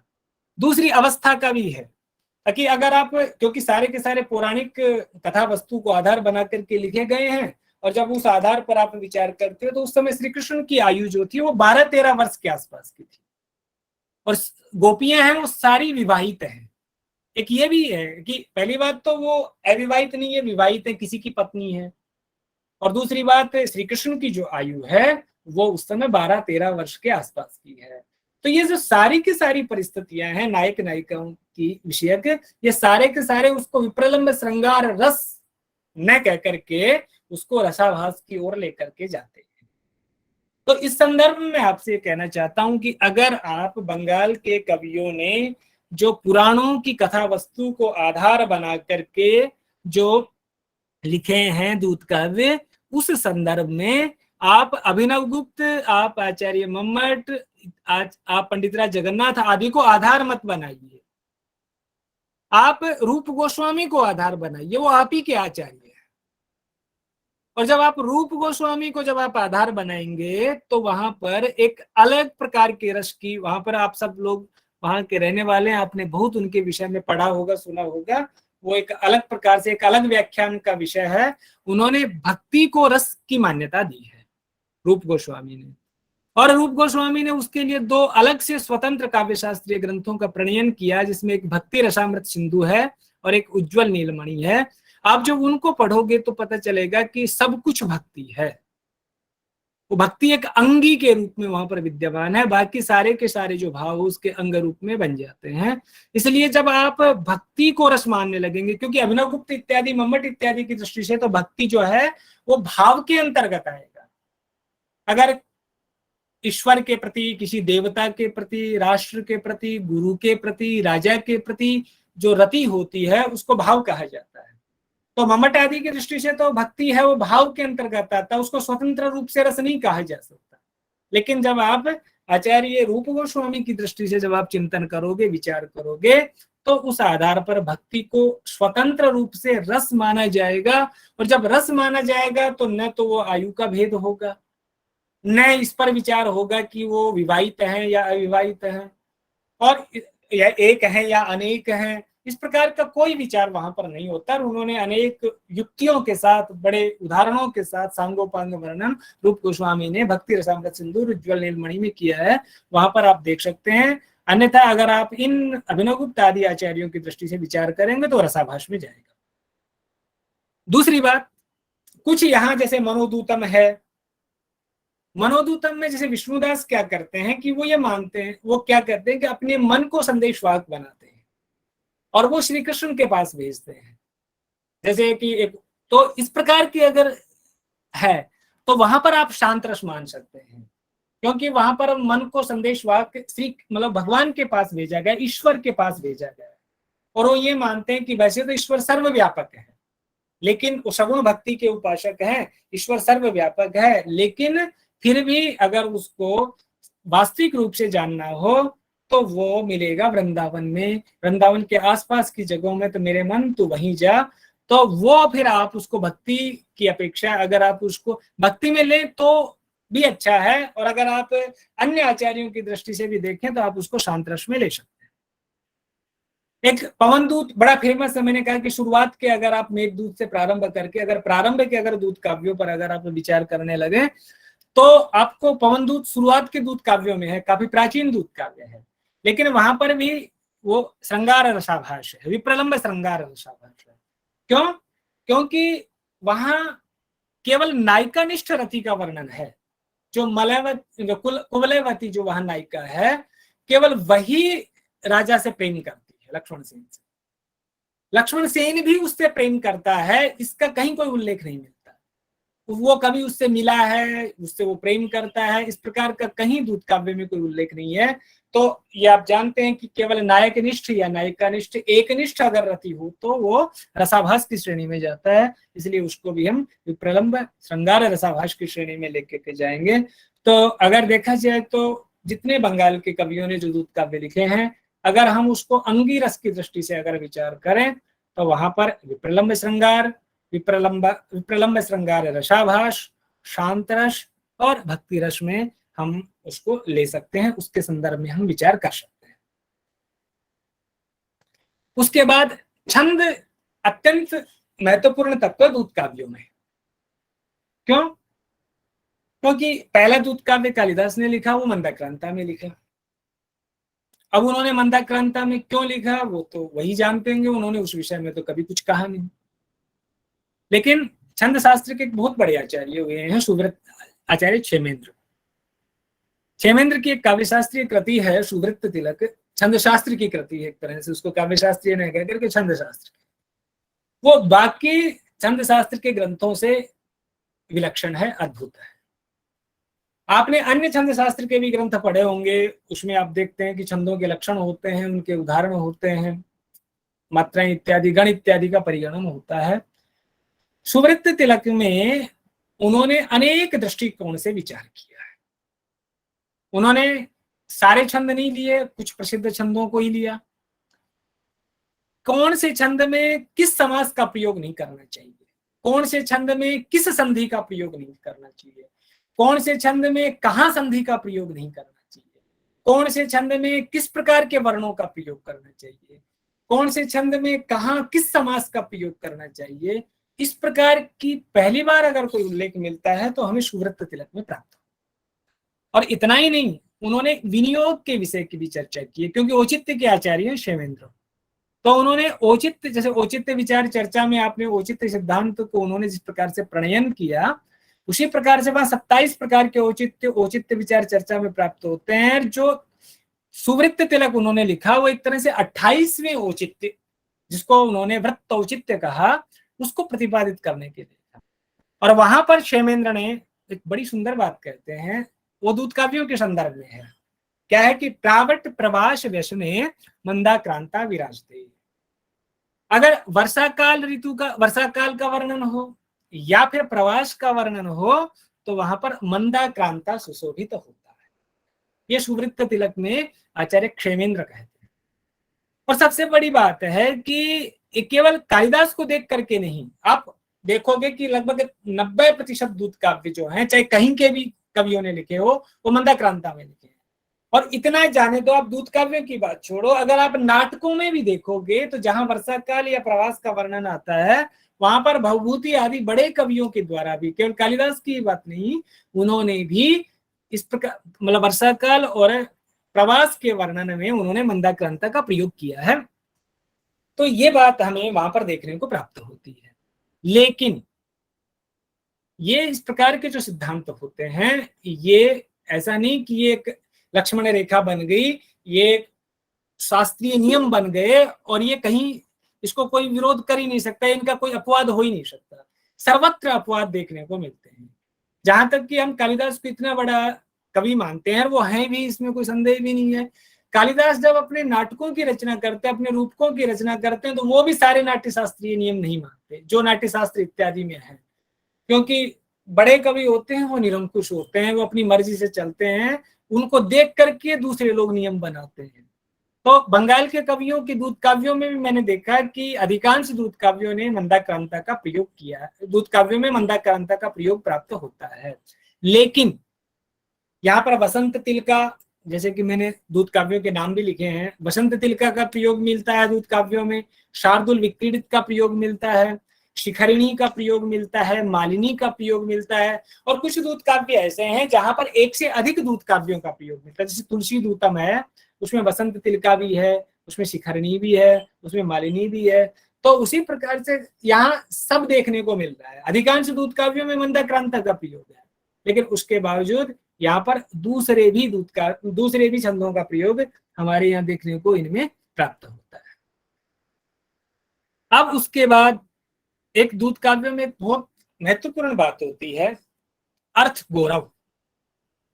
और जहां तक अर्थ गौरव की जब हम बात करते हैं तो अर्थ गौरव का तात्पर्य यहाँ पर है, जिसको हम सामान्य भाषा में कहते हैं तो सुभाषित, सूक्तियां। और सूक्तियां जो हैं वो सभी दूत काव्यों में आप देखेंगे कि उनका प्राण होती हैं। बात को प्रभावशाली ढंग से कैसे कहा जाता है वो हम सूक्तियों के माध्यम से देखते हैं।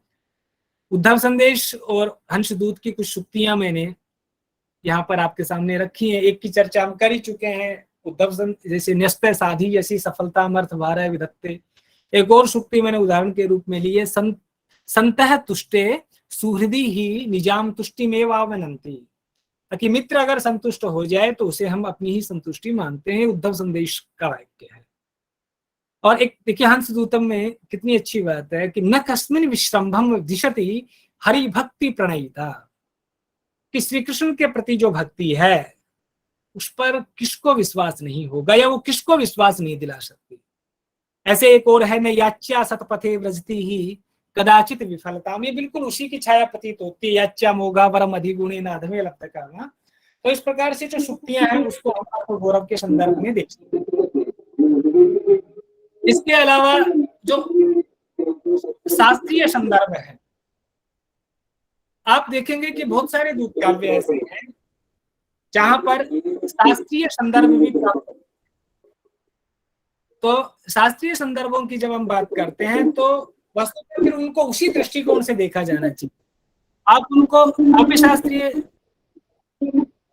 हाँ कहीं से कोई डिस्टरबेंस आ रही है कृपया एक बार चेक कर लें।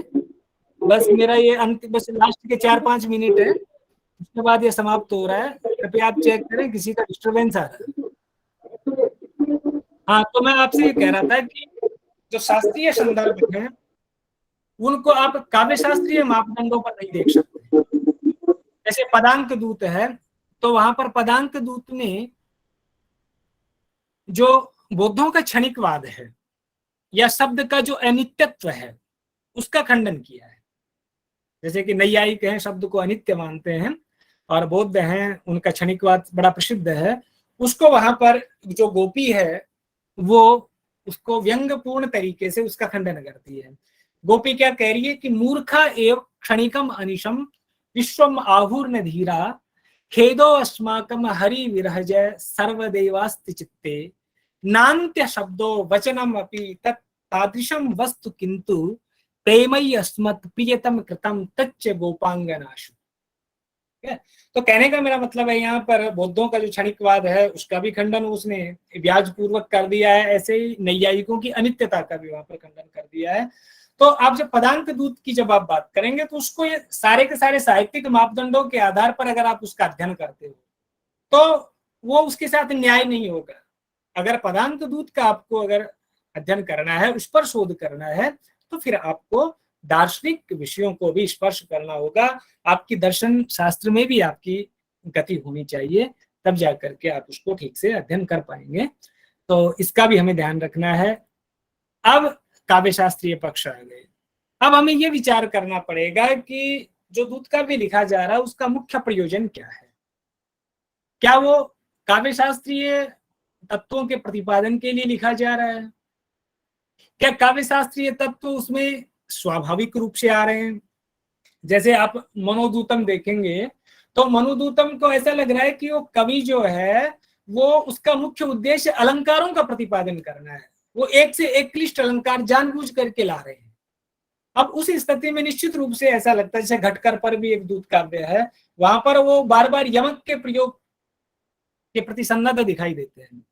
तो अगर कवि का किसी भी रूप में अगर उसका स्वाभाविक रूप से या वो जानबूझ करके काव्य शास्त्रीय पक्षों का अगर उल्लेख कर रहा है, मतलब सीधी सी बात है ना, अगर कोई न्याय सिद्धांत मुक्तावली की कारिका है, अगर न्याय सिद्धांत मुक्तावली की कारिकाओं में अगर आप अलंकार ढूंढोगे तो उससे क्या मिलना है भाई? जो न्याय सिद्धांत मुक्तावली लिखने वाला व्यक्ति है उसका अलंकार प्रतिपादन का तो उसका कोई उद्देश्य नहीं था। तो केवल कोई दूत काव्य कोई साहित्यिक कृति है और वो साहित्यिक कृति है इसलिए आप उसमें अलंकार ढूंढ रहे हैं। तो मुझे लगता है कि उससे पहले एक बार उसको अच्छे से एक बार पूरा पढ़ लेना चाहिए। हाँ, उसमें अगर कालिदास की तरह, मेघदूत की तरह अगर स्वाभाविक रूप से अलंकारों का विन्यास है तो अवश्य अलंकारों पर चैप्टर बनाइए। अगर वो सच में कवि का ध्येय है अलंकारों को प्रदर्शित करना तो निश्चित रूप से बनाइए। उसी प्रकार से गुण है, रीति है, ध्वनि है, वक्रोक्ति है, औचित्य है, इन तत्वों का प्रयोग तभी कीजिए जब वह कवि का मुख्य उद्देश्य उसको काव्य के रूप में विशेष रूप से, मतलब उसको उस रूप में प्रदर्शित करना हो। अगर उसका प्रयोजन कुछ और है तो उसी प्रयोजन पर हमें फोकस करना चाहिए।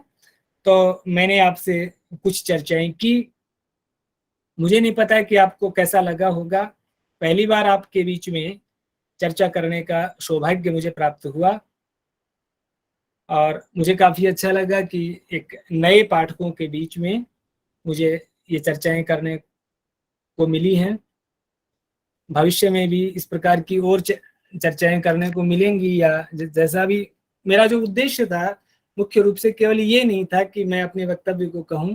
मेरा जो मुख्य उद्देश्य इस बार था वो ये था कि आप लोग बंगाल के रहने वाले हैं अधिकांश, और बंगाल के बहुत सारे दूत काव्य ऐसे हैं कि जिनका केवल उल्लेख मात्र प्राप्त होता है और वो बहुत महत्वपूर्ण है। जैसे एक मैं उदाहरण दूं आपको, अभी एक चंद्रदूतम था श्री कृष्ण तर्कालंकार का, और उसके विषय में पुस्तकों में न जाने क्या क्या बातें लिखी हुई थी।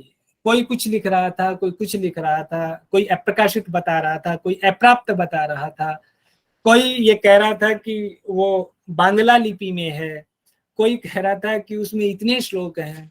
और मेरा एक विद्यार्थी बंगाल का, वो कलकत्ता से उसको लेकर के आया, और जब उसको मैंने देखा, उसको वास्तविक रूप में देखा, तो मैंने देखा कि जितना सेकेंडरी सोर्सेज से जो हमें कुछ मिल रहा था वो सारा का सारा मिथ्या था।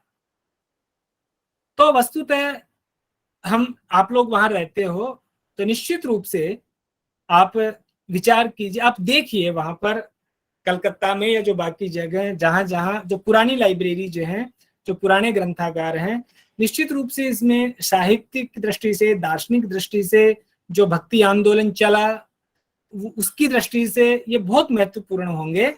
तो आप निश्चित रूप से उन पर शोध कीजिए। केवल 2-4 घिसे पिटे चैप्टर बना करके शोध करना उद्देश्य नहीं होना चाहिए आपका, कि इतने सारे तत्व हैं, इनकी दृष्टि से अगर आप विचार करेंगे निसंदेह आनंद आएगा। आपने मेरी बातों को बड़े ध्यान से सुना, इसके लिए बहुत बहुत धन्यवाद।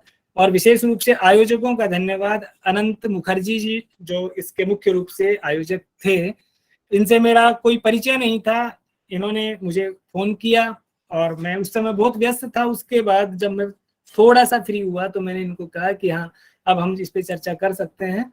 तो ये अभी अपरिचित थे, इनसे किसी प्रकार का मेरा परिचय नहीं था, लेकिन इन्होंने इस कार्यक्रम का आयोजन किया। तो इनका भी बहुत विशेष रूप से धन्यवाद, क्योंकि इनके माध्यम से मुझे आपके बीच आने का, आपसे अपनी बातें रखने का अवसर मिला। और मैं आचार्य जगदीश प्रसाद सेनवाल को विशेष रूप से प्रणाम करता हूं कि वो पूरे सत्र में रहे, और निश्चित रूप से उनका आशीर्वाद मुझे कई वर्षों से, लगभग 20 वर्षों से उनका आशीर्वाद मुझे प्राप्त होता आ रहा है और वो निरंतर प्राप्त हो रहा है। तो जितने भी आप सब आयोजक हैं, जितने श्रोता हैं, आदरणीय गुरु जी जगदीश प्रसाद सेनवाल जी हैं, सबका हृदय से बहुत बहुत धन्यवाद। अब आगे जो भी आयोजकों की व्यवस्था है। आपका बहुत बहुत अभिनंदन। आपने बहुत अच्छा प्रवचन किया और बहुत सी चीजें जो हमें भी मालूम नहीं थी वो सब मालूम हुई। और इसी तरह आपका बहुत जी नमस्ते गुरु जी, नमस्ते।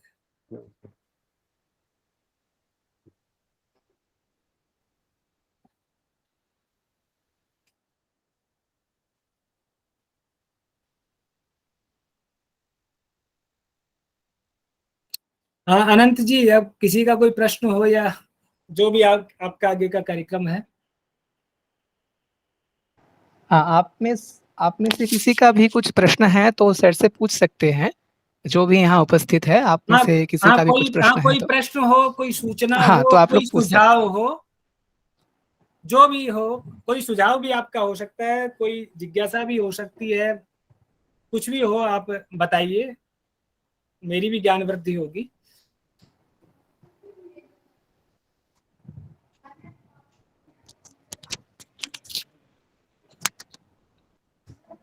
স্যার নমস্কার, हाँ नमस्ते। আমি কোচবিহার থেকে বলছি।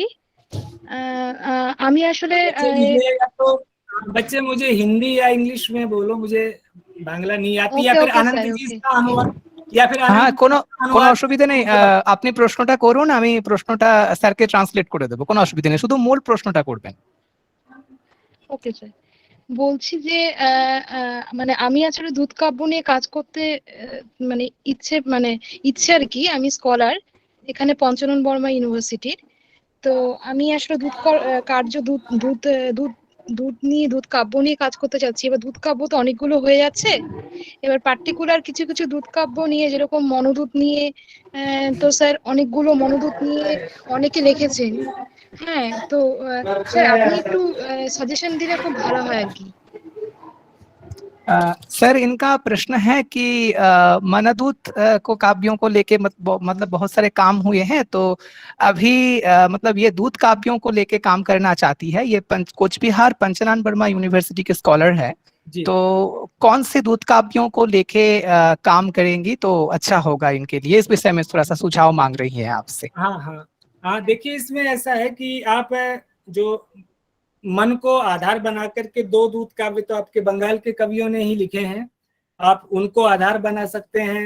यहाँ पर भागवत पुराण को या दूसरे पुराणों को आधार बना करके बहुत सारे दूत काव्य लिखे गए हैं, आप उनमें से किसी को आधार बना सकते हैं। और इसको आप बंगाल के आप रीजन वाइज भी आप इनको आधार बना सकते हैं। आप ज्यादा जानते हैं उसके विषय में, मुझे तो केवल एक परिचयात्मक था कि कौन कवि कहाँ के हैं। और एक बार आप है ना, जो जतीन्द्र विमल चौधरी आपके बंगाल के बहुत बड़े आचार्य हुए हैं, उनका बंगीय दूत काव्य साहित्य से इतिहास है करके एक पुस्तक है, वो ऑनलाइन भी उपलब्ध है, आप उसको एक बार पढ़िए, आपको काफी जानकारी उससे भी मिलेगी। तो इस प्रकार से है। मनोदूतम के नाम से भी दो दूत काव्य हैं, दोनों बंगाल के कवियों के द्वारा हैं, आप उस आधार पर भी देख सकते हैं। और उन दोनों की दिशा भी बिल्कुल भिन्न भिन्न है दोनों की कृष्ण भक्ति, लेकिन वो सगुण कृष्ण भक्ति है, तो उस दृष्टिकोण से भी आप उस पर विचार कर सकते हैं, और वो दार्शनिक भी है। सर हम देखे हैं ज्योतिन्द्र विमल चौधरी का जो ऑनलाइन में मिलते हैं, हम पढ़ा। हाँ, और भी सर वो दोनों के बाद भी और भी दूध का मनोदूत है सर। हाँ हाँ, और भी मनोदूतम है। अगर आपको सारे मनोदूतम चाहिए तो उसके लिए आप कुछ पुस्तकें हैं, उनको आप नोट कर लीजिए। एक तो है हाँ, संस्कृत के संदेश काव्य, सर, ये आचार्य, हाँ संस्कृत के संदेश काव्य आचार्य रामकुमार की पुस्तक है, ये भी ऑनलाइन उपलब्ध है। आचार्य रामकुमार इसके राइटर हैं, और किताब का नाम है संस्कृत के संदेश काव्य। इसके अलावा एक पुस्तक है मेघदूत एवं परवर्ती दूत काव्य। ओके सर, इसमें भी ये भी मेघदूत और परवर्ती दूत काव्य, ये रुद्रदेव त्रिपाठी के द्वारा लिखी गई है। एक केरलीय संदेश काव्य समीक्षा है NP 19 की, तो उसमें आपको केरल के जो हैं, आपको मनोदूतम ही चाहिए तो कुछ वहां के कवियों ने भी मन को दूत बनाया है, तो केरलीय संदेश। सर केरल की सर केरलीय संदेश काव्य समीक्षा, हाँ इसमें NP 19 है इसके राइटर। MP एक और NP 19। Okay sir. और एक पुस्तक है पोस्ट इंडिपेंडेंस दूत काव्याज। तो ये पोस्ट इंडिपेंडेंस दूत काव्याज है, ये S रंगनाथन की पुस्तक है, कर्नाटका के आचार्य हुए हैं ये। तो ये इन पुस्तकों में जितने भी पोस्ट इंडिपेंडेंस दूत काव्याज S रंगनाथन,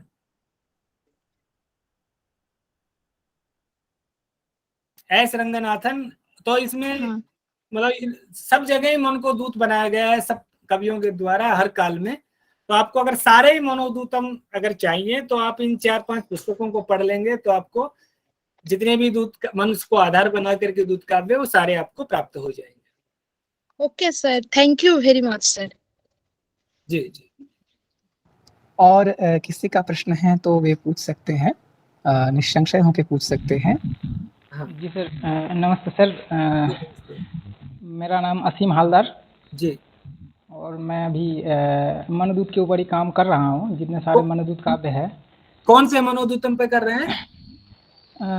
5 मनोदूत काव्य ये है, हाँ जिनमें मुख्य है विष्णुदास कृत मनोदूत हाँ काव्य ही मुख्य है, और साथ ही रामराम शर्मा के मनोदूत काव्य है, जी दक्षिण भारतीय एक मनोदूत काव्य है, फिर और 2 मनोदूत काव्य है।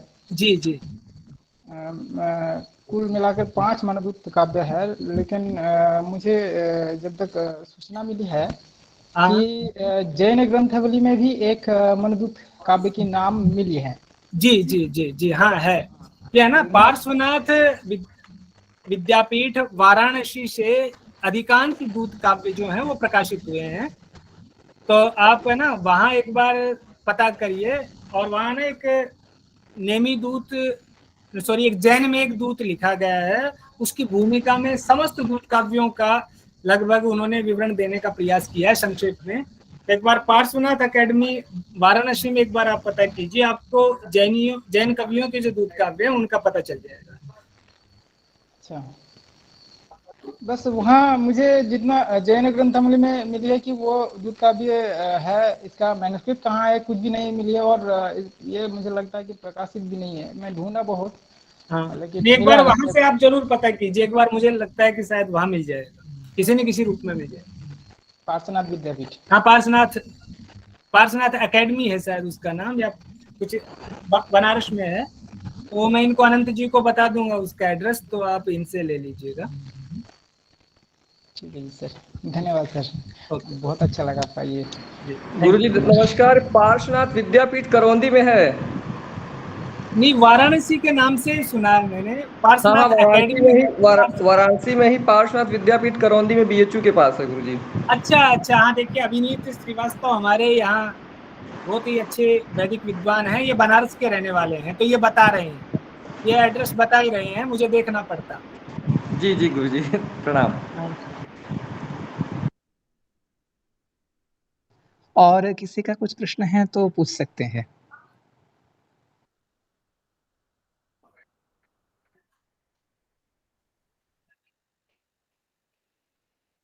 तो ठीक है, लगता है और कोई प्रश्न नहीं है, तो समय की पाबंदी को नापते हुए हम लोग अभी आगे बढ़ते हैं, कार्यक्रम के आगे और आगे थोड़ा सा बढ़ जाते हैं।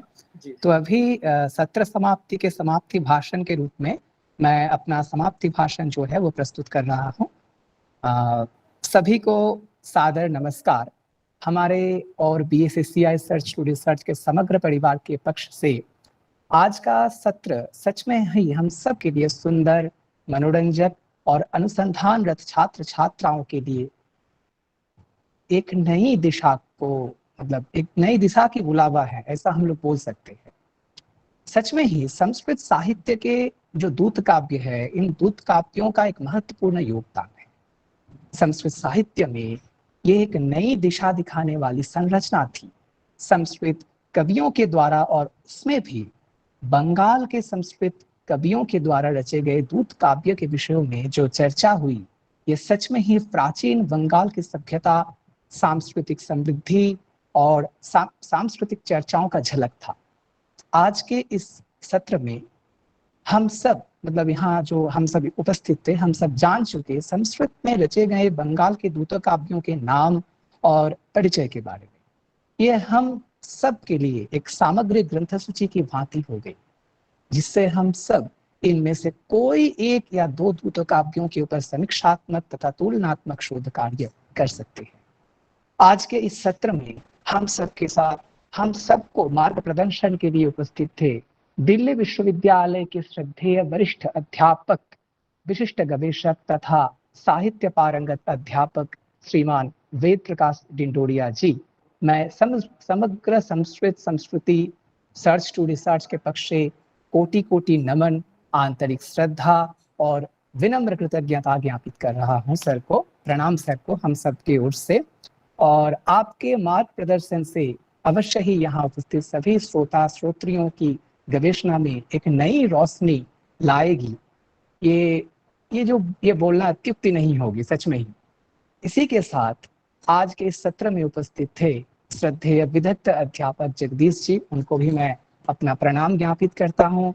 और उपस्थित थे अवनीश श्रीवास्तव सर, मैं उनको भी प्रणाम ज्ञापित करता हूँ हमारे BSSCI सर्च रिसर्च की तरफ से। और मधुबाला शर्मा मैम वे भी उपस्थित थी, तो उनको भी हमारे तरफ से कोटि कोटि नमन। तो अभी समय की पाबंदी के कारण हम लोग को अनंत जी, अलीगढ़ मुस्लिम यूनिवर्सिटी से प्रोफेसर सारिका वार्ष्णेय भी उपस्थित रही हैं पूरे। हाँ, सारिका वार्ष्णेय मैम उपस्थित हुई थी, क्षमा मांगते हैं सच में ही मैम उपस्थित हुई थी। मैम को भी हम सबका प्रणाम, हम सबका कोटि कोटि नमन BSSCI सर्च टू रिसर्च के तरफ से। और इतने सारे वरिष्ठ अध्यापक अध्यापिकाएं आज उपस्थित थी, सच में ही ये आज BSSCI सर्च टू रिसर्च के लिए तो मतलब एकदम, हम लोग आमतौर पे बोलचाल की बोल में बोलते हैं कि 4 चांद लग जाना, तो आज वैसा ही कुछ हुआ हमारे सत्र में। तो इसलिए सभी गुरुजनों को हम नए शोधार्थियों के तरफ से कोटि कोटि नमन, प्रणाम, श्रद्धांजलि और ढेर सारा प्यार। और अभी महोदय को फिर से वेद प्रकाश जी को मैं अनुरोध करूंगा कि कभी उनको फिर से फुर्सत मिले, समय मिले तो हमारे BSSCI सर्च टू रिसर्च से और भी एक बार जुड़े, और भी कुछ दूत काव्यों के विषय में, संस्कृत रस साहित्य के विषय में अगर कुछ व्याख्यान करे, कभी किसी समय उनको फिर से मिलेगा तो उन विषय में भी उनके पास अनुरोध रहा। बाकी अभिनीत सर यहाँ उपस्थित है, मधुबाला में उपस्थित थी, सारिका में उपस्थित थे, जगदीश सर उपस्थित थे, उन सबसे भी अनुरोध रहेगा कि आप सबको कभी भी समय मिले, फुर्सत मिले तो आप सब भी हम सबके साथ जुड़ के एक सत्र करेंगे। तो बंगाल तथा भारतवर्ष के जितने सारे नए शोधार्थी छात्र छात्राएं हैं, सबका उपकार होगा। और इन सब विषय में हम लोग भी BSSCI सर्च टू रिसर्च से प्रयत्नरत है, तो इसलिए सभी को अनुरोध रहेगा, हम लोग बारीकी से सबके साथ संपर्क करेंगे। तो अभी महोदय को हम सब के तरफ से भावपूर्ण श्रद्धांजलि वेद प्रकाश जी को और जितने भी सारे अध्यापक अध्यापिकाएं हैं सबको अभी मैं इजाजत चाहूंगा शांति पाठ के माध्यम से इस सत्र के समाप्ति के लिए। ओम सर्वे भवन्तु सुखिनः, सर्वे सन्तु निरामयाः, सर्वे भद्राणि पश्यन्तु, मा कश्चित् दुःखभाग् भवेत्। ओम शांति शांति शांतिः। हरिः ओम तत्सत्। श्री राम कृष्णार्पणमस्तु। नमो नमः। सभी को प्रणाम, सभी गुरुजनों को प्रणाम। और आज के लिए बस इतना ही। BSSCI सर्च टू रिसर्च आप सबके तरफ से इजाजत मांग रहा है विदाई के लिए। शुभ रात्रि सभी को। वेद प्रकाश जी धन्यवाद। हम सब की तरफ से कोटि कोटि नमन आपको जुड़ने के लिए। धन्यवाद सर। सभी को नमस्कार जुड़ने के लिए। नमस्कार सर।